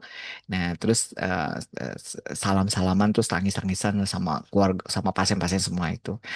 Nah, itu karena waktu itu lagi bodoh ya. Jadi setelah itu wah udah seneng. Oh, pengalaman pasien yang pasti dia seneng ya. Padahal itu kan ya bukan itu sebenarnya. Jadi bukan itu yang diminta gitu, tapi karena saya itu bodoh nggak ngerti, ya cuma sebatas itu. Akhirnya besok ya terjadi lagi. Nah, maksud saya coba sih kalau kita itu mau ya belajar lebih atau juga memperhatikan tentang poli ini, bahwa sebenarnya kita bisa melakukan sesuatu loh. Jadi untuk bisa mengelola antrian ini, bukan sekedar menganggap itu bagian daripada ya udah sesuatu yang lumrah yang harus perjalanan yang harus mereka lalui, gitu ya. Nah, oke. Oke, baik. Lanjut. Nah, sekarang gini, prinsipnya juga jangan lupa kalau tadi yang ada kerumunan itu ayo dipisah kita berupaya gimana ya supaya tidak bergerombol. Yang kedua, udah jelas kalau ketemu dokternya diprediksi jam 11 siang. Kenapa sih harus datang jam 7 pagi gitu ya? Saya yakin yang antrian subuh-subuh tadi itu pasti dokternya nggak jam segitu datangnya. Bahkan mungkin datangnya jam 9 atau jam 10 gitu ya. Nah, ini kenapa? Kenapa harus datang pagi-pagi? Ini juga saya tanyakan di tahun 2025 ini masih banyak rumah sakit yang mohon maaf ya, egois, sombong gitu ya. Dokternya masih datang jam 11, tapi kenapa kok kok itu pernah saya tanya di rumah sakit swasta, kok itu geruduk gerombolan ada apa itu rame-rame? Iya dok, itu ini jam sekitar jam 11, setengah 12 sampai jam satuan. Gerombol banyak ada apa itu gitu. Itu mau antri ini poli. Iya dok, mereka ngambil nomor antrian untuk poli nanti malam jam 7. Nah, jadi pertanyaannya kan masih jam 7, kenapa gitu loh ya. Masih jam 7 kok ruamnya kayak gitu. Nah, itu maksud saya, coba sih dipikirin, adakah kita bisa do something kayak gitu ya. Karena ya kenapa orang harus datang 2 kali ya. 2 kali datang, 1 kali ngambil nomor antrian, 1 kali ngantri lagi untuk ketemu dokternya, 1 kali ngantri lagi untuk ini segala macam. Saya pernah punya saudara ya yang antar anak yang sakit tuh dia bilang gini, pokoknya setiap kali aku nganter anakku kontrol, aku itu harus membebas tugaskan diriku mulai pagi subuh sampai malam. Dia bilang gitu. Ah, kenapa? Ya karena begini prosesnya. Jadi semua pekerjaan gak akan bisa dia dipegang. Dia bilang. Udah kayak hari libur nasional gitu. Kalau ibu rumah tangga itu sibuk begitu pas anaknya nganter hanya ke poli, dia itu harus mengosongkan jadwalnya dari subuh sampai malam. Jadi karena pas malamnya udah capek teler lah dia ya. Jadi ternyata wow, begitu besar pengorbanannya ya. Pengalaman yang wow luar biasa sekali ini seorang ibu yang berdedikasi tinggi ya untuk anak yang kuliah dia nganter karena anaknya kena imunosupresan yang harus penyakit autoimun yang harus setiap bulan ke sana. Jadi dia sudah komitmen setiap ini loh. Kalau nunggu obat nggak bisa ditinggal. Even nunggu obat pun harus nunggu sendiri. Jadi nggak bisa ditinggal, nggak bisa diwakilkan ibaratnya gitu ya. Nah, ini jadi sebuah komitmen dari seorang ibu ya yang ternyata bisa seperti itu mengagenda, mendedikasikan dirinya mulai subuh sampai malam nggak bisa ngerjain yang lain khusus untuk mengantar putrinya berobat rawat jalan di rumah sakit. Nah, ini contoh ya. Jadi tolong diperhatiin dulu deh, dipikir dulu. Ada nggak sih model-model kayak gini ya? Kalau ada model-model kayak gini ya, gimana nih caranya dokter supaya nggak seperti ini gitu ya. Nah itu ada caranya Bapak Ibu sebenarnya ya. Nah, nanti kita bahas ya pelan-pelan aja. Nah, yang kedua, antrian berbasis teknologi ya. Ini jadi jangan antrian manual sebenarnya. Mau nggak mau kita harus arahnya ke sini Bapak Ibu ya. Internet itu dipakai ya. Jangan internet dipakai untuk TikTokan aja. Nah, sebenarnya orang-orang itu mau nggak mau semakin ke sini sudah harus terbiasa dengan teknologi. Apalagi sekarang udah ada AI, udah lebih canggih lagi ya. Jadi kita nggak bisa, jangan-jangan kalau kita bilang kita nggak bisa dok, ya bukan kita, kamu kali yang nggak bisa bisa gitu ya. Lo kali yang nggak bisa. Oh gitu ya. Iya, ternyata bisa. Sebenarnya bisa. Tinggal mau mendampingi atau belajar atau mempelajari orang lain. Nah, sama seperti saya dulu, ini saya ngambil contoh diri saya sendiri ya. Bodoh dulu waktu webinar ini nggak bisa, sama sekali nggak bisa, Bapak Ibu. Untuk Zoom nggak bisa, gimana caranya? Untuk bikin video-video pembukaan itu gimana caranya untuk bisa tampil seperti ini, saya itu tidak punya. Orang saya itu video call aja saya nggak pernah saya video call sama orang, hai video call sama teman-temannya seperti anak-anak sekarang, nggak mau kok, apalagi ngomong berjam-jam di depan Bapak Ibu dengan seperti ini. Itu sesuatu yang nggak mungkin saya lakukan sebelumnya, tapi ternyata setelah dicoba lo bisa. Nah, jadi sebenarnya nggak ada batasan waktu buat kita, terutama yang punya usia-usia seperti saya ini yang sudah di atas 22 tahun ini ya, itu nggak boleh membatasi kalau kita itu nggak melek teknologi. Teknologi itu hanya punyanya anak-anak Gen Z. Sebenarnya bisa kita lakukan. Yang ini intinya sebenarnya sudah menjadi hal yang sangat lumrah di dalam layanan kesehatan. Jadi mau nggak mau, yang teknologi berbasis teknologi ini harus udah jadi temannya kita ya. Karena ya saingan kita adalah negara-negara dari Zimbabwe dan Ethiopia serta dari Hong Kong ya. Jadi sayang-sayang ya karena kita mau medical tourism, Bapak Ibu ya. Nah, ada loh solusi antrian dukung teknologi seperti antrian virtual ya. Jadi antriannya itu virtual, secara virtual, nggak langsung ketemu tatap muka ya. Antrian seluler hanya lewat handphone aja dan penjatuhan janji ketemu. Saya di Indonesia ke Malaysia, ke Singapura itu beda negara, itu bisa hanya lewat antrian yang namanya penjatuhan janji ketemu lewat email. Saya pakai email, tek-tekan pakai email, awalnya pakai pakai linknya, kemudian nanti dihubungi dengan email dan sebagainya. Memungkinkan pasien mendaftarkan diri untuk mendapatkan tempat dalam antrian bahkan sebelum mereka datang. Ya intinya ini bisa komitmen ya. Dok, kalau nggak bisa, ini begitu bisa. Asalkan kita mau, kita kasih tahu caranya, mereka bisa melakukannya ya. Cara antri ini efektif untuk bubarkan kerumunan ya. Karena orang-orang itu bisa bebas karena udah tahu misalnya dapat nomor sekian, jamnya kurang lebih jam sekian. Ruang tunggunya santai jadi nggak tegang gitu ya. Bahkan kenyamanan rumah ya. Bahkan dalam kenyamanan rumah artinya bisa di rumah aja nunggunya hingga tiba waktunya untuk mendapatkan pelayanan. Bayangkan kalau saya itu Bayangkan kalau misalnya saya itu ada di Madura, kemudian harus berangkat ke Arab Saudi tanpa jelas kapan waktunya, padahal hotel, tiket pesawat dan segala macam. Pasti kan akan repot kalau tidak ada kejelasan ya. Nah, tapi dengan ada kejelasan, meskipun lintas negara, itu easy ya. Janganlah kita itu beranggapan bahwa pasien kita bego-bego, dok. Pasien kita itu blow on, deso, semua nggak ngerti. Di tempat kami itu begini, begini, begitu, begini, begitu.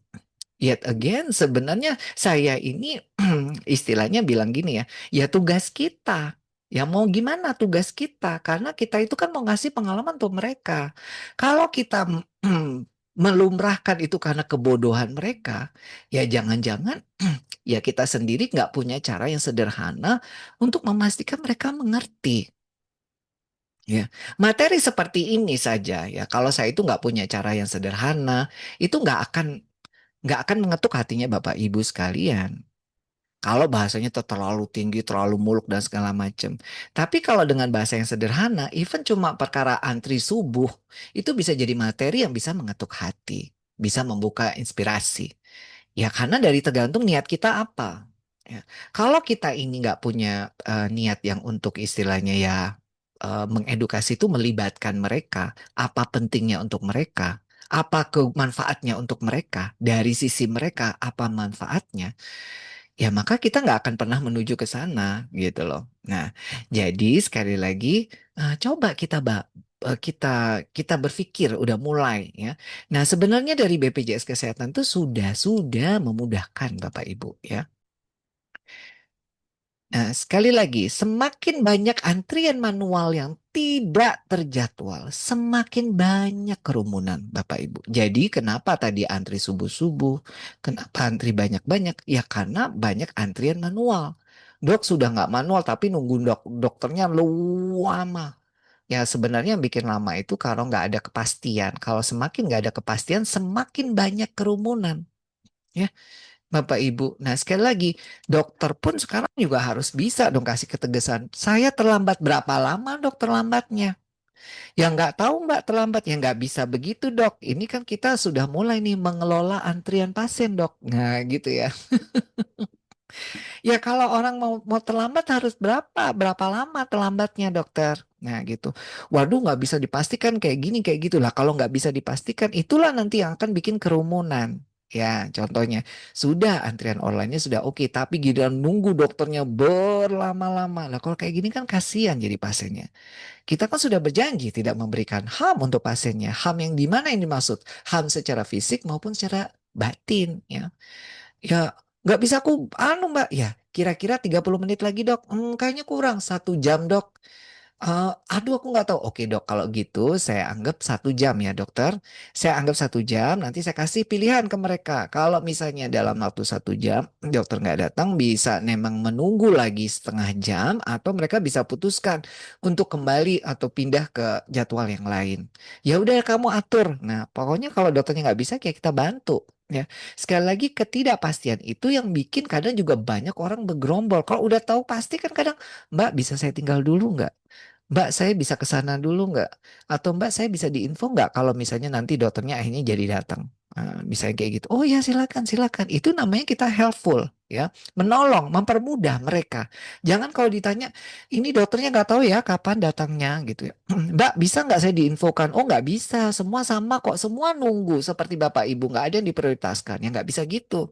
Kalau begitu kita malah numpuk orang-orang numpuk berkerumun di situ dan kita langsung ya memainkan orkestra gitu ya, perdamaian perdamaian gitu, nyanyikan lagu seperti saya yang tadi itu baca puisi gitu ya. Yang ternyata itu sebenarnya nggak memberikan pengalaman yang baik untuk mereka. Jadi sekali lagi Bapak Ibu ya, kalau kita itu mau bicara satu, bubarkan kerumunan itu. Nggak bagus, nggak ada bagus-bagusnya. Untuk pasiennya, untuk kita juga. Ya untuk dokternya juga. Jadi sekali lagi, udah nggak zaman. Udah nggak zaman kayak dibilang, kerumunan Pak Ame ini pasti dokternya luar biasa hebat. Udah nggak zaman kayak gitu lagi. Yang pasti kalau semakin banyak kerumunan, sudah pasti layanan kualitas medisnya akan turun. Karena dari sisi terutama ya, belum yang lain-lain. Dari sisi waktu aja, udah ketemu dokternya pasti akan lebih dikurangi, dibatasi. Pasiennya juga akan merasa nggak enak kalau berlama-lama, kasihan yang sebelah-sebelah belakang-belakang sebelumnya ya. Nah itu maksudnya ya. Jadi again kita pecah dulu kerumunannya. Prinsipnya begitu. Nah kalaupun nanti bikin sistem, saya belum bisa bikin sistem antrian yang online dok. Gimana? Ya dipikirkan bagaimana secara manual itu bubar kalau kerumunan ya. Nah sekali lagi karena titik-titik lewat jalan.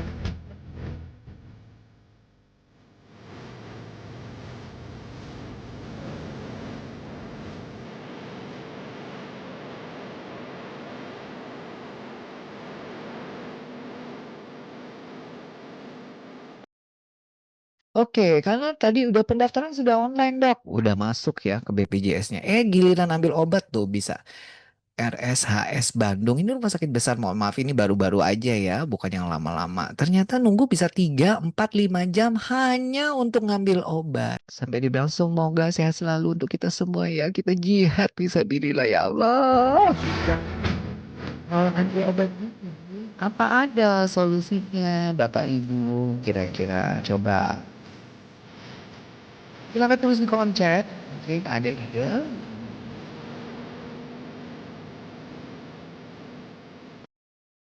Yaitu jika tidak minggu ini, mungkin minggu depan. Jika tidak bulan ini, mungkin bulan depan. Tuh katanya. Apa kira-kira? Nah, buka layanan pengobatan. Nah, ini maksudnya ya. Ya kasih kepastian dong gitu maksudnya. Jadi kalau bisa, ya obat gimana dok? Ya kasih kepastian. Kira-kira dia bakal dapat nomor berapa, jam berapa. Nanti silakan mereka memutuskan mau nunggu di situ atau nunggu di rumah atau nanti balik lagi. Nanti mungkin ada jasa layanan dan sebagainya macam. Berimprovisasilah. Kasih mereka pilihan. Kalau mereka kami menyediakan jasa layanan yang bisa nanti ditunggu di rumah, obatnya bisa datang dengan biaya sekian. Oh enggak, saya mau nunggu sendiri. Ya udah itu kan pilihan mereka. Tapi dengan kasih beberapa pilihan itu bisa mendisperse crowding ya. Kerumunan itu bisa ini.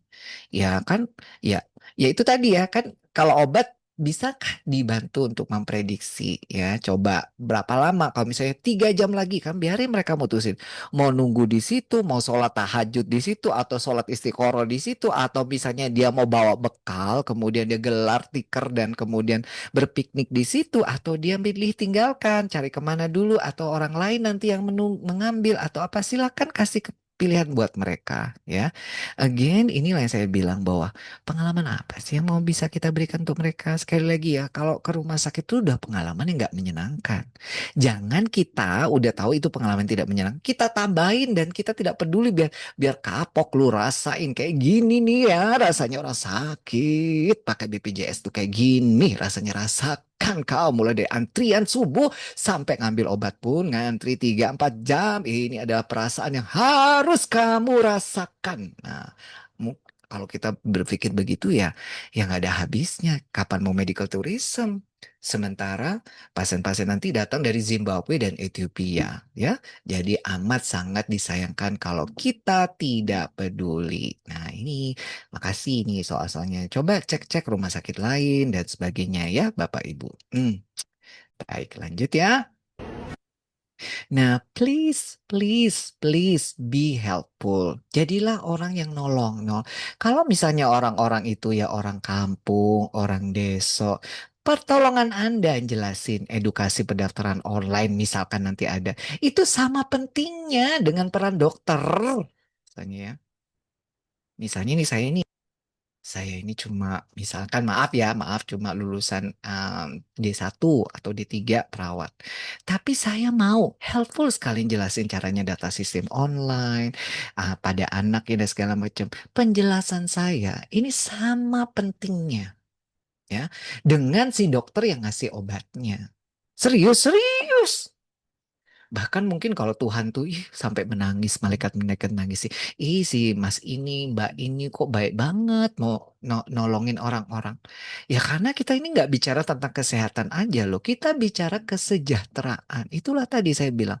Kalau misalnya ya, kalau kita bisa bilang nggak perlu lama, ngapain harus nama? Kalau nggak perlu harus ngantri, ngapain harus ngantri?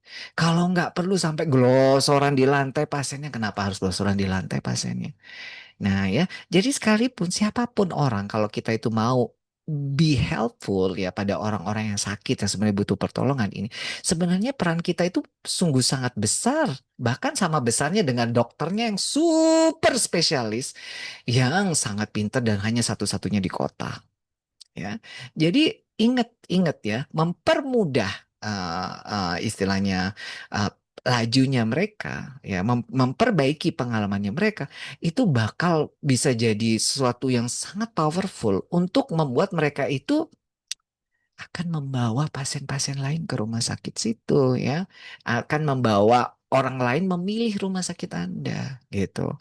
Serius, iya serius. Seperti Bapak tadi yang Bapak dari berangkat ke Malaysia tadi ya, dia karena merasa orang-orang itu so helpful ya, nggak kebayang bahwa saya itu betul-betul dianggap saya orang VIP, saya dianggap nggak boleh nunggu. Kalau ada lama-lama di Malaysia itu, loh kayak gini ya maaf ya. Ini serius ya. Misalnya saya nomor 20 gitu. Tiba-tiba saya datang gini. Loh, kok sudah datang? Anu nggak usah ke sini, nggak usah ke sini. Dia bilang, nggak usah datang gitu. Silakan nunggu sini. Oh nggak, saya mau ke sini aja. Oh ini masih ini. Jadi gitu. Intinya mereka itu merasa nggak nyaman. Loh kok nomor 20 udah datang sekarang. Padahal pasiennya belum, dokternya belum datang. Misalnya gitu ya. Atau ada apa-apa kasih kemudahan. Ini bisa nunggu di sini karena sangat nggak nyaman, memberi tekanan buat mereka. Ibaratnya ini, kalau orang bayangin kalau misalnya Anda kerja ketawa tiwi, terus yang lain nunggu sambil bete. pasti Anda nggak bisa lepas ketawanya ya. Bagaimana Anda mau ketawa, ketawa tiwi, sementara di situ ada yang nunggu sudah 2,5 jam sampai keringetan perut, lapar, keroncongan, kerucuk, kerucuk, kerucuk, kerucuk gitu. Tega, tega Bapak Ibu. Apalagi ada maaf maaf ya, malah kadang suka marah waktu dulu dokter makan bakso. Waktu itu makan bakso udah gitu bertumpuk-tumpuk dan baunya itu bisa kecium, bayangin, bayangin coba ya kan, kasihan yang lain. Nah itu sampai saya marah gitu. Saya sampai marah, apalagi mangkoknya itu tiba-tiba ditumpuk-tumpuk di nurse station. Saya marah sekali lagi. Gimana kalau orang itu sampai lihat, pasienku sampai lihat, udah ngantri lama-lama sementara kamu makan bakso. Gimana? Sekalipun kalau mau makan, pergi dari sini. Jangan sampai baunya tercium gitu ya.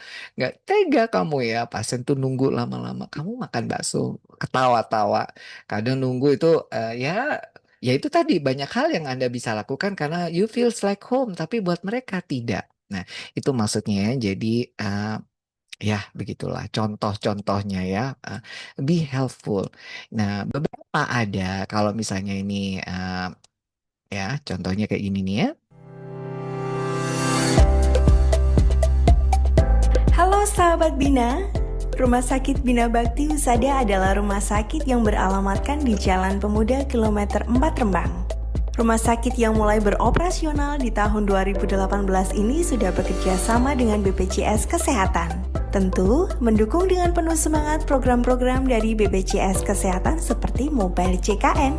Saat ini, pasien yang mendaftar tak perlu lagi harus datang ke rumah sakit dan antri panjang karena BPJS Kesehatan telah meluncurkan aplikasi Mobile JKN ini. Pasien bisa mendaftar dari rumah dan bebas antri. Untuk pasien yang mendaftar dari Mobile JKN dapat mendaftar 30 hari sebelum periksa. Mari ikuti langkah kami. 1. Download aplikasi Mobile JKN di Play Store atau App Store. 2. Silakan daftarkan NIK Anda terlebih dahulu. 3. Jika sudah terdaftar, yuk masuk di Mobile JKN Anda. Di dalamnya ada menu Mobile JKN yang sangat lengkap sekali dengan informasi untuk kemudahan masyarakat. Mulai dari informasi peserta, info program JKN, konsultasi dokter, sampai pengaduan layanan JKN. Peserta dapat menyampaikan kritik saran jika ada keluhan mengenai pelayanan di rumah sakit. Nah, kita kembali ke mendaftar online yuk. Silakan ikuti cara pasien mendaftarkan ke Rumah Sakit Bina Bakti Husada menggunakan Mobile JKN. Ya, Bapak Ibu yang tahun 2025 ini bahkan nomor antrian di Mobile JKN sudah sama persis dengan nomor antriannya rumah sakit. Jadi udah nggak perlu antri subuh ngambil nomor pendaftarannya. Jadi udah ngekat banyak hal ya. Jadi sekali lagi tinggal mau atau enggak, tinggal kita tuh be helpful ngajari mereka atau enggak ya. Mau secara humble kita mengedukasi mereka. Ya memang ada waktu, tapi itu worth it karena Anda akan membuat pengalaman mereka itu jauh sekali lagi jauh lebih positif. Ya, again, sekali lagi Anda itu mau tujuannya apa sih sebenarnya? Nah, itu yang digali dulu ya.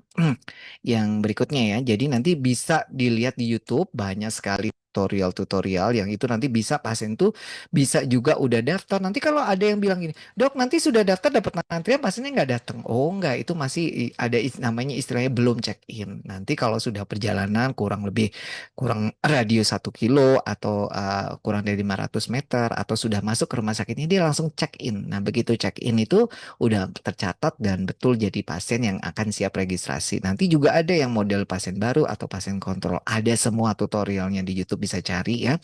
Sampai akhirnya pasien itu benar-benar sangat bisa dimudahkan dan bisa memastikan kapan kedatangan dan ketemu dokternya. Nah, tinggal sekali lagi ya. Tinggal apa nih? Ya, begitu. Tinggal dokternya. Dokternya ternyata molor atau enggak ya. Tinggal dokternya nih gimana. Sebenarnya kalau kita mau komitmen sama dokternya ada namanya text alert appointment management and doctor reminders. Jadi ada semacam kayak manajemen janjian dan pengingat untuk dokter ya. Jadi misalnya 1 hari sebelum poli ya itu kita bisa tanya. Misalnya 1 hari sebelum jadwal praktek kita udah WA. WA ini biasanya automatically ya langsung di set gitu gimana? Dok, tanggal dan jam sekian, apakah dokter datang tepat waktu? Maksudnya hari prakteknya itu ya. Nah, ini alert itu maksudnya dijawab iya atau tidak misalnya. Iya, jawab waktu, maka jawab iya saya datang tepat waktu, maka langsung klik ini keluar muncul waktu kedatangannya harus jam berapa ya, kemudian jumlah pasien barunya berapa, jumlah pasiennya lama berapa karena semua sudah daftar online by online ya. Jadi dokternya bisa tahu nih, oh dokternya saya jam berapa, jam berapa. Nah kalau dia nggak jawab, demikian juga nggak jawab, tidak ada jawaban, maka kita bisa cross check lagi ulang harus bagaimana. Nah ini semacam SPO-nya ya. Nah, jadi misal nih, sekali lagi ya, pasiennya juga demikian, tanggal dan jam waktu. Apakah pasien datang tepat waktu? Nah, kalau ini pasien umum. Karena kalau pasien BPJS biasanya itu dia juga ada fasilitas untuk check-in. Jadi udah daftar, ada fasilitas check-in. Kalau belum check-in, belum dianggap sebagai pasien. Nah, kalau pasien, kalau kita pasien umum boleh pakai gini ya. Apakah Bapak Ibu datang tepat waktu 1 hari sebelum datangan? Yes, no. Ya, jadi kalau misalnya ya saya datang tepat waktu ya makanya langsung klik waktu kedatangannya kapan jam, hari, tanggal, jamnya berapa. Kelengkapan berkas apa misalnya yang perlu disiapkan kalau ada ya. Kemudian apa yang perlu dibawa misalnya foto ronsen, kemudian hasil lab, mungkin ya, jenis obat-obatan kita kasih tahu. Misalkan di sini, ini contoh ya, namanya reminder. Artinya pasien maupun dokternya juga dapat reminder untuk memastikan untuk engage dengan janjiannya kita, janji ketemu ya. Jadi waktu saya berobat ke Malaysia atau ke Singapura itu benar-benar di follow up, jadi datang nggak gitu ya. Kamu konfirmasi nggak tanggal ini, konfirmasi dan seterusnya ya. Jadi perlu disiapin apa sama harga biayanya itu dijelasin. Ya. Jadi itu sangat-sangat memudahkan kita dan lebih engage, terlibat dengan janji ketemu dengan dokter. Nah untuk dokter-dokter yang on time, ada dong dikasih reward, misalnya hadiah tambahan buat dokter-dokter yang tepat waktu, jarang telat, ataupun telatnya itu selalu kasih tahu di awal ya, dan selalu on time begitu telat, kemudian datangnya tepat sesuai dengan prediksi waktu terlambatnya. Nah, ini penting buat kita supaya dokter-dokter itu juga menghargai kinerjanya perawat, kinerja pasien-pasien sudah menunggu dan antri lama ya. Alright, yang kedua, kalau tadi sudah dipecah-pecah ya, jangan sampai ada kerumunan. Nah, bagaimanapun Bapak Ibu ya harus kasih lingkungan yang nyaman untuk pasien menunggu. Nah, misalnya ya, pasien itu kalau mulai gelisah dan takut dan merasa lelah, kalau waktu nunggunya itu udah lebih dari 30 menit hingga berapa jam. Ya ini udah mulai lelah, capek, takut, males, lemas ya. Apalagi kalau tadi nunggu sampai 3, 4 jam, 5 jam untuk nunggu obat. Waduh, nah ini yang repot. Tapi kalau memang benar-benar nggak bisa dok, harus nunggu sekian lama, maka harus kita upayakan rumah sakit itu kasih lingkungan yang aman, santai bagi pasien dan pengunjungnya. Nah, waktu itu yang saya lakukan membaca puisi sampai diiringi dengan gitar itu sebenarnya saya mencoba untuk saya nggak bisa mecah kerumunan. Saya coba untuk lingkungan yang lebih menyenangkan untuk mereka ya. Tapi saya sebenarnya itu ya kurang pas waktu itu ya. Yang pertama tipsnya kebersihan, kenyamanan ruang tunggu ya harus kasih fasilitas informasi dan hiburan ya. Tempat duduk yang nyaman dan luas. Jangan biarkan nurse stationnya kosong ya. Harus ada orangnya. Udah nunggu lama nurse stationnya kosong nggak ada orang kayak nggak ada yang perhatian ya. Tempat duduk udah tunggu lama berjam-jam tempat duduknya udah ada yang aduh rusak, ada yang nggak seimbang, ada yang capek kalau didudukin pantat sakit gitu ya. Ada fasilitas hiburan kalau nggak ada. Ada beberapa yang punya TV tapi TV-nya nggak pernah disetel karena rusak dok atau Netflix-nya nggak ada atau channelnya nggak ada dan sebagainya ya. Beberapa ada kasih kayak minuman, ada kasih apa namanya ya pokoknya minuman ada kalau di ruang tunggu yang pasien-pasien umum di Singapura, Malaysia mereka sediakan kopi, teh dan sebagainya ya. Nah, tempat fasilitas memberikan hiburan ya, contoh ya, pastinya harus ada queue display tampilan antrian. Jadi sebenarnya antrian ini juga jadi nomor kepastiannya mereka. Nanti saya jelasin ya. Kadang kita beritahu pasien kapan giliran mereka tiba dengan tampilan yang terus diperbarui yang menunjukkan siapa yang berikutnya dalam antrian. Jadi nomor antrian ini Sekalipun ada nomor antriannya, juga disertakan nomor antrian berikutnya itu yang akan dipanggil yang mana. Jadi jangan sampai Anda display suatu informasi, ya, misalnya yang berkaitan dengan antrian, itu nggak bisa dimengerti oleh pasien atau keluarganya pasien yang menunggu giliran. Jadi udah dikasih gini masih banyak tanya itu maksudnya apa, ketakutan dan ini segala macam masih ada yang kayak gitu ya.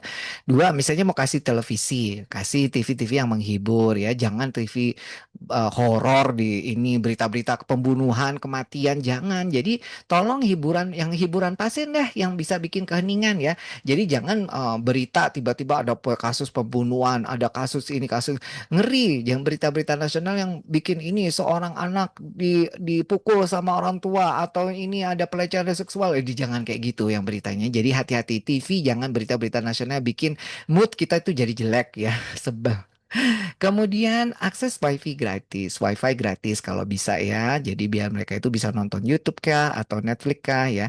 Kemudian jangan lupa ada charging stations ya. Jadi biar bisa mereka ngecas ini itu atau mungkin pakai laptop atau HP dan segala macam atau buku dan majalah.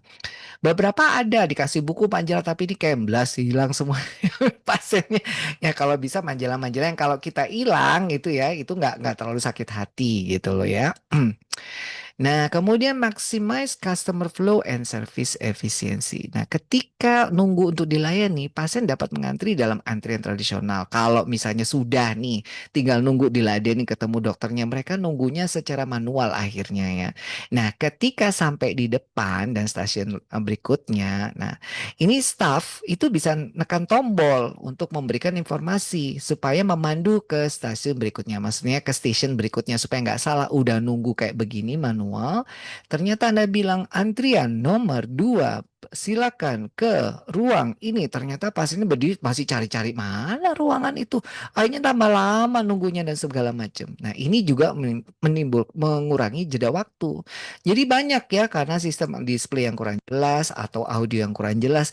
Jadi manggil pasien suaranya pelan atau nggak kedengeran sehingga yang dipanggil-panggil ternyata nggak kedengeran atau yang ketiduran atau sudah dipanggil pergi ke ruangan yang keliru atau bingung arahnya kemana.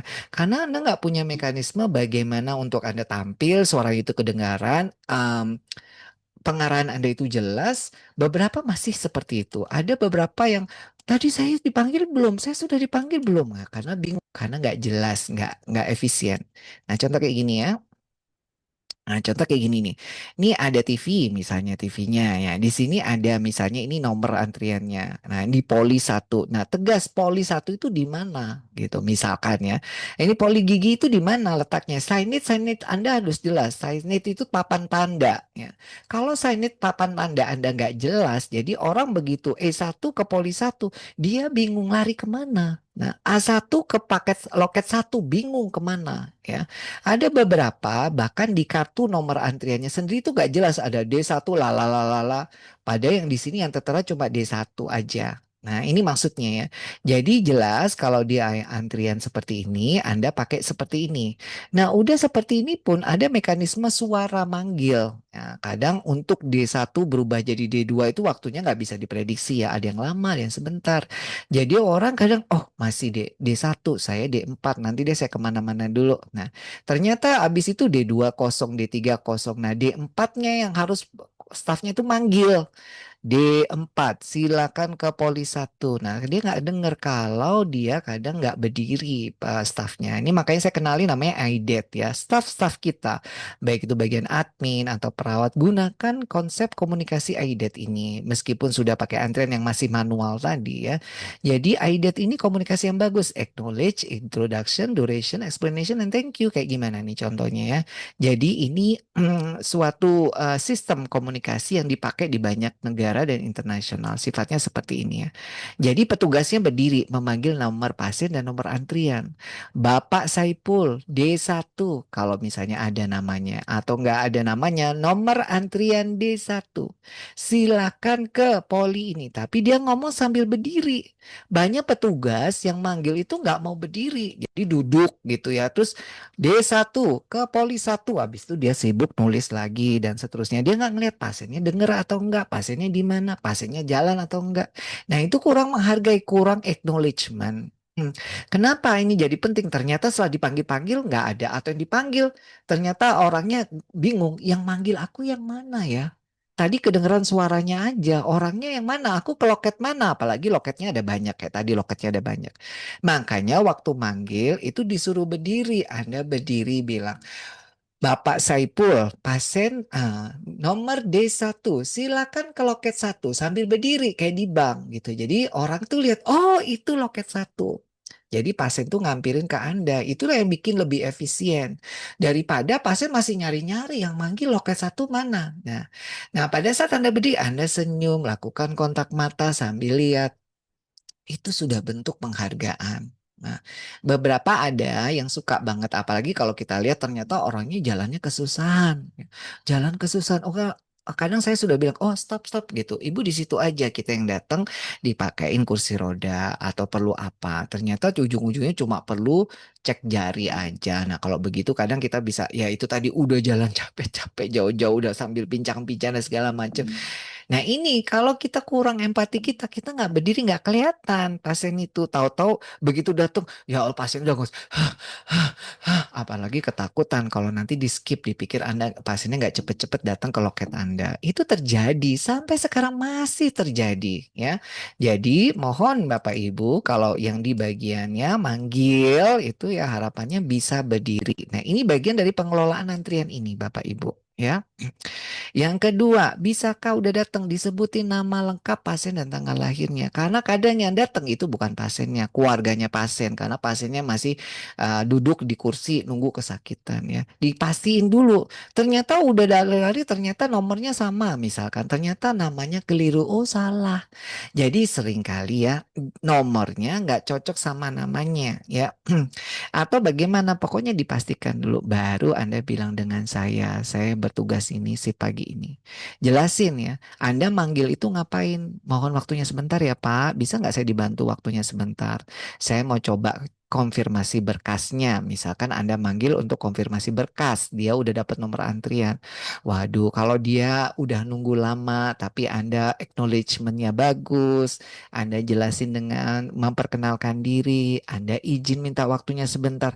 Itu bisa jadi ya, bisa jadi waktu yang lama nunggu berlama-lama itu worth it. Aduh, dilayani dengan baik oleh mbaknya yang cantik gitu ya. Nah, setelah selesai petugasnya jelasin, makasih sudah menunggu ya Pak. Nah, pasien atas nama ini, tanggal lahir ini sudah sesuai ya Pak. Bapak pergi ke poli ini, berkasnya dibawa ke poli ini, polinya ada di sebelah sana, sana, sana. Coba Bapak lihat nanti ke kanan, ke kiri, ke tengah, nanti ada di situ, di situ. Kalau kurang jelas, Bapak bisa tanya petugas yang di mana, di mana. Nah, ini maksudnya penjelasan. Kadang ada ini Pak ya langsung ke poli poli umum sana. Ini Pak langsung ke poli objin. Habis itu pasiennya bingung. Mana yang poli objinnya? Di poli objinnya mana? Udah sampai ke loket. Suruh nyari sendiri muter-muter akhirnya Anda ada lagi yang nanya, Mbak polinya di mana ya? Atau sudah penjelasan Anda terlalu cepat nggak jelas. Nah, kalau misalkan sering kali banyak ya yang tempat poli-poli atau tempat-tempat yang sering kali pasien tuh balik nanya karena penjelasan Anda nggak jelas. Jadi tolong pikirkan caranya, komunikasi entah itu lewat tulisan atau gambar atau visual supaya pasien itu sekali dijelaskan ya dengan tidak terlalu bertele-tele itu tahu arahnya kemana, selesai titik. Ya, jadi jangan, duh gimana ya dok ini kok bolak-balik pasien tuh nanya soal yang sama. Setiap saya arahkan ke poli ini mesti kebingungan. Nah, ini maksudnya yang di penjelasannya apa yang dijelasin ya.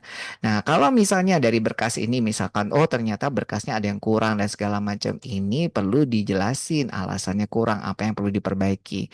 Nah, sebenarnya saya itu menyayangkan kalau orang pasien udah ngantri lama ternyata begitu di cross check itu ada berkas yang kurang atau yang salah. Nah, ini sangat-sangat saya sesalkan. Pasien tuh bisa ngamuk ya. Terutama mereka yang sudah ngabisin waktu nunggu lama-lama ternyata begitu dipanggil berkas suruh kurang, suruh pergi lagi ke PPK 1 atau suruh ambil ini pulang ini bisa ngamuk marah ya kecuali yang sabar, super sabar ya. Nah, makanya itu perlu. Nah, jangan lupa untuk thank you explanation. Ada beberapa di duration tuh pasien tuh yang suka berlama-lama juga ngobrol sama kita. Contohnya ya. Oke, Bapak sekarang sudah saya jadwalkan ya untuk kontrol kontrol ini rehabilitasi medis. Bapak pilihannya ini. Orangnya mikir selama-lama-lama-lama-lamanya mikir lama ini milih dokter ini itu bagaimana ya? Kita harus cut ya. Kita harus cut. Oke, Bapak cuma punya waktu sekian. Bapak pilih yang mana? Saya coba ambil ini dulu. Kalau Bapak ada perubahan, Bapak bisa kasih notifikasi lagi. Sementara ini ya waktu yang saya refer paling pas buat Bapak. Udah gitu, jangan bernunggu berlama-lama mikir nggak masih mikirin pasiennya nanya ini siapa ini hanya untuk menentukan jadwal kontrol misalnya rehabilitasi medis pilihan pagi sore Senin sampai Sabtu itu berlama-lama itu aku sudah gitu ya waktu saya lihat petugas kita karena saking sabarnya ya jadi lama hanya hanya menentukan kapan jadwal kontrol nah kayak gitu tuh ya jadi perlu kita kasih perhatian supaya sistematis tuh gimana ngelola antrian kita. Alright. Nah, jadi lanjut ya. Nah, habis itu bilang terima kasih, makasih ya. Nah, sambil keluarganya pergi dari tempat duduk. Nah, Anda berdiri ngucapin terima kasih telah memilih rumah sakit ini. Terima kasih telah, ya ini terima kasih kami bangga melayani Bapak Ibu. Misalkan begitu ya, sebagai terima kasih telah semoga lekas sembuh misalnya. Kenapa sih kita berdiri? Ya, karena berdiri ini untuk siap memanggil pasien berikutnya. Nah, jadi ini sangat-sangat bagus sekali. Artinya kita itu sangat mengorangkan pasien dan keluarganya. Right?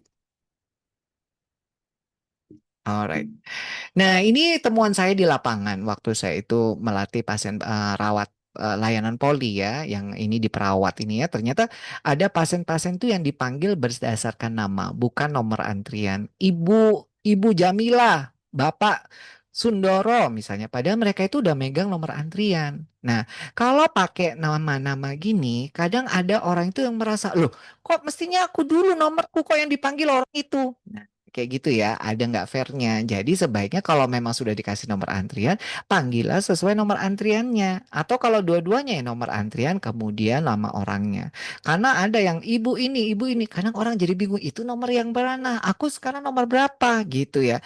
Jadi orang akan jadi kikuk gitu ya. Jadi ada perawat-perawat misalnya ini waktu udah mau manggil pasiennya ke dokternya gitu ya misalkan ya ini udah mau manggil udah mau ketemu dokternya perawat itu manggil nama bukan nomor antrian padahal ada nomor antriannya sebaiknya panggil nomor antriannya dulu nomor antrian 4 Ibu Jamila nah nanti kan yang nomor 6 udah nomor 4 jangan cuma manggil Ibu Jamila nanti dia bingung Ibu Jamila ini nomor berapa dia pasti nanya-nanya Mbak itu sudah nomor berapa Anda yang ditanya aduh nggak tahu Bu ditunggu aja nanti juga dipanggil nah itu nggak bisa kayak gitu ya antrian pasien tidak tertera di layar TV. Nah, seharusnya kalau juga nomor udah ketemu dokter tuh ada nomor antrian dan ada layar TV-nya dan seharusnya ada bisa ditampilkan ya tampilkan. Atau ini nggak ada transparansi nomor urutan antrian. Nah, kadang ada beberapa itu nggak suka, boleh sih nunggu tapi transparan. Ada yang merasa itu didulukan karena itu ngamuk-ngamuk karena nggak ada transparansi ya. Kemudian pasien dilakukan anamnesa dengan berdiri tidak duduk. Nah, apa ada? Ada kayak gini ya. Jadi dipanggil di anamnesa cuma berdiri, baru tensinya duduk sebentar kemudian berdiri keburu-buru. Nah, saya bilang bahwa anamnesa oleh perawat misalnya, TTV oleh perawat, itulah momen untuk Anda itu menunjukkan profesionalisme Anda bukan sekedar manggil nomor antrian atau ngatur antrian. Apalagi kalau dokternya nunggunya masih lama, maka sebenarnya bisa gunakan waktu itu untuk momen ya berinteraksi dengan pasien lebih optimal mungkin ya. Jadi kalau bisa ya, misalnya dokternya masih lama, antrian panjang, boleh Anda sambil istilahnya mengaburkan waktu tunggu supaya pasien nggak ngamuk itu ya sudahlah biar ketemu perawat dulu dia anamnesa dulu bisa ada bercanda-bercandanya juga dan segala macam jadi pasien tuh nggak bosen ya jangan tensinya keburu-buru anamnesanya keburu-buru sakit apa Bu udah ini sejak kapan dah oke sudah Bu ya nah cuma sebentar doang padahal bisa digunakan waktu momen itu karena dokternya kadang masih lama untuk perawat berinteraksi karena memang ada asuhan keperawatan itu ya ada diagnosa keperawatan juga boleh ya sambil Anda belajar sambil mungkin mengidentifikasi ini itu dan gunakan sekali lagi gunakan waktu itu bisa dipakai untuk perawat lebih lama berinteraksi dengan pasiennya daripada cuma sebentar Anda nunggu dokternya pasien juga nunggu dokternya jadi banyak waktu yang terbuang sementara Anda juga nggak bisa pulang gitu loh maksudnya ya. Nah, temuan lagi nih. Pasien dilakukan TTV dengan duduknya, tapi ngukur tensi tanpa meja, keakuratan dipertanyakan. Nah, ada yang diukur tensi nggak pakai meja, jadi diukur pakai sambil duduk tapi nggak pakai meja, padahal kurang akurat. Ya karena lebih rendah, padahal itu harus setinggi heart level ya. Jadi anamnesa juga jangan berdiri, pakai duduk. Nah, jadi duduk bener duduk di anamnesa bener-bener. Nah, pasien tidak mengetahui saat ini yang sedang dilayani oleh dokter merupakan nomor antrian berapa sehingga pasien kesulitan memprediksi waktu tunggu again karena juga pasien dipanggil berdasarkan nama bukan nomor antrian juga nggak tertera ya yang kaitannya padahal dia sudah punya sudah pegang kartunya tapi giliran mau ketemu dokter ya nggak jelas ini nomor antrian dokter udah nomor berapa. Nah, ya. Nah, tidak ada informasi pasien yang menunggu untuk dokter yang datang terlambat kecuali pasiennya bertanya. Nah, ini sekali lagi ya saya temukan temuan di lapangan waktu saya survei itu. Lah, ini saya tanya, Ibu sudah berapa lama di sini? Waktu itu saya tes ya. "Ah, saya sudah 1,5 jam, Pak," gitu. Oh, nunggu dokternya sudah datang. "Ah, saya nggak tahu, katanya sih belum." "Kapan tadi Anda tanyanya?" Tadi sudah 45 menit lalu. Terus sudah dapat info belum dari perawatnya, pasiennya, dokternya udah datang? Belum. Nah, akhirnya jadi ya memang nggak ada info, nggak ada jelas. Coba betapa ya itu tadi ya betapa ya merananya mereka kayak semacam nggak dianggap gitu ya udah nunggu lama katanya dokternya terlambat nggak tahu terlambatnya sampai kapan dan nggak ada yang peduli maksudnya. Nah, ini maksudnya informasi kalau misalnya ada yang terlambat datang, Pak perawatnya apalagi dokternya udah konfirmasi di awal ya kasih tahu ke pasiennya, ya. RS memiliki antrian online. Untuk mendaftar langsung outside juga computerized. Namun perawat masih melakukan pencatatan secara manual. Bapak Ibu, ini masih ada kayak gini. Jadi tulisan panjang banyak itu manual semua. Jadi setiap operan tuh nulis manual panjang gitu sampai saya lihat ini perawat-perawat. Lah kamu ngapain? Ini kan sudah antrian online, kok kamu masih nyatet manual? Iya dok, soalnya kalau nggak gitu begini, begitu, begini. Semakin kamu sudah menulis yang manual-manual, maksudnya nomor antrian ditulis lagi dan seterusnya ditulis, terus kemudian operan dan segala macam. Ini it doesn't make sense gitu ya, nggak masuk akal. Jadi kalau udah antrian online, harusnya data-data kita itu berupa soft file, laporan-laporan itu berupa soft file. Jadi kalau saya lihat, lah ini sudah computerized kok masih bawa pakai catatan buku gitu loh, maksud saya yang itu sampai komel sampai aduh aku pusing ngelihatnya itu gitu. Iya dok, terus gimana caranya? Caranya gini, gini, gini, dibuat laporan gini, gini. Akhirnya bisa keluar. Nah ini maksud saya, oh gitu ya, ya iyalah. Jadi dengan begitu juga mengurangi terjadi kesalahan, kekeliruan gitu. Kalau kamu pakai manual-manual, udah kamu catat lagi, kerjaan double, apa gunanya komputerisasi, apa gunanya pendaftaran online.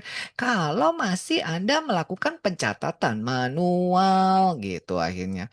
Ya akhirnya bergerak ke sana ya setelah ditemukan itu ya.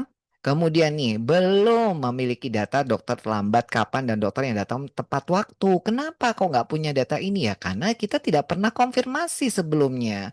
Jadi Bapak Ibu boleh perawat-perawat itu harus berani ya kasih konfirmasi. Konfirmasi dokter datang nanti kayak tadi ya, terlambat jam berapa, jam 4 pasien sekian, sekian, sekian, sekian, sekian. Nah kayak gitu ya. Kalau ada data-data ini, sebenarnya dokter tuh akan jadi tanggung jawab. Susah dok, dokter kita susah lama-lama terbiasa. Kalau enggak nanti laporin manajemennya, karena manajemen tuh perlu peduli dengan patient flow. Nah, terakhir pasien poli umum, poli BPJS dicampur jadi satu di poli ini ceritanya waktu itu ya. Jadi waktu itu ada ngerasa bahwa loh kok pasien BPJS merasa dibedakan karena antriannya dilayani terakhir, pasien umum duluan. Sekarang nggak boleh ya. Sekarang apalagi pasien-pasien BPJS itu bisa lapor kalau merasa ada diskriminasi. Misalkan ya, oh yang umum didulukan, yang BPJS belakangan-belakangan aja. Nah itu bisa rame. Nah artinya nomor antrian pasien umum poli BPJS itu harusnya sama. Kecuali kalau beda poli eksekutif ya. Nah takutnya ada perbedaan-perbedaan tuh jadi catatan dilaporin ke BPJS. BPJS bisa ngapok. Bapak Ibu. Jadi itu namanya diskriminasi. Bisa ngapok. Dapat teguran. Alright, terima kasih. Itulah tadi materi saya. Jika ada pertanyaan silakan tulis kolom chat. Nah, bagi yang ingin mendukung kelanjutan acara ini bisa berdonasi ya secara sukarela melalui transfer rekening yang tertera di layar.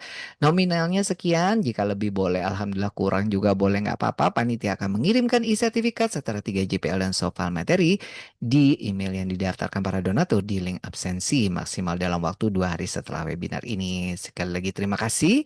Jika ada pertanyaan, saya persilakan. Saya Dr. Rusdi dan jangan lupa jika ingin subscribe YouTube channel untuk konten-konten yang mudah-mudahan bisa berinspirasi dan sedikit membantu di layanan kesehatan Bapak Ibu sekalian. Terima kasih. Nah, saya tunggu ya. Jadi kalau ada pertanyaan, silakan tulis di kolom chat. Nah, sambil saya nunggu nih, mungkin saya tunggu-tunggu ya. Jadi kalau saya nunggu kan saya bingung nih mau ngapain ya. Jadi saya setelin aja ya pertanyaan sambil Bapak Ibu catat ketik ya. Kalau misalnya mau tanya boleh, mau resen juga boleh, mau mau mana sih tadi? Oh, oke. Mau resen juga boleh, mau mau bertanya boleh, mau ketik langsung boleh ya. Bentar Bapak Ibu. Nah, ini udah ketemu. Silakan saya tunggu kalau ada yang mau bertanya. Jangan lupa bisa raise hand atau bisa ketik langsung. Ya, saya puterin dulu ya video untuk pertanyaan. Jadi supaya saya sama-sama enak daripada saya bengong. Nanti nggak enak dilihat dipandang Bapak Ibu. Ya, silakan. Oh, bukan kode ini. Ya, silakan kalau ada pertanyaan.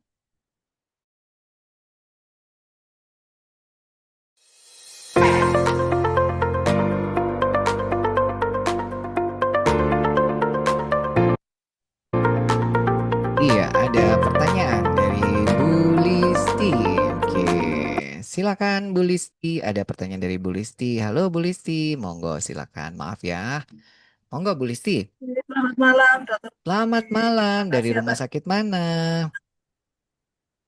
saya dari Rumah Sakit Pemalangan, Dokter. Rumah Sakit Oke, Pemalangan dari IHC Group. ya. Eh, Dari IHC saya ingin Group. sharing Oke. aja ya, Dok. Boleh sharing, boleh sharing. Ya, namanya kita sharing-sharing. Ya. Sebenarnya mungkin masalah kayak gini itu bukan hanya beberapa rumah sakit ya, Dok. Tapi saya rasa mungkin di banyak rumah sakit terkait dengan antrian yang sudah banyak banget gitu. Ya. Beberapa upaya itu sudah kami lakukan ya di tempat kami, Hmm. Dok. Baik melalui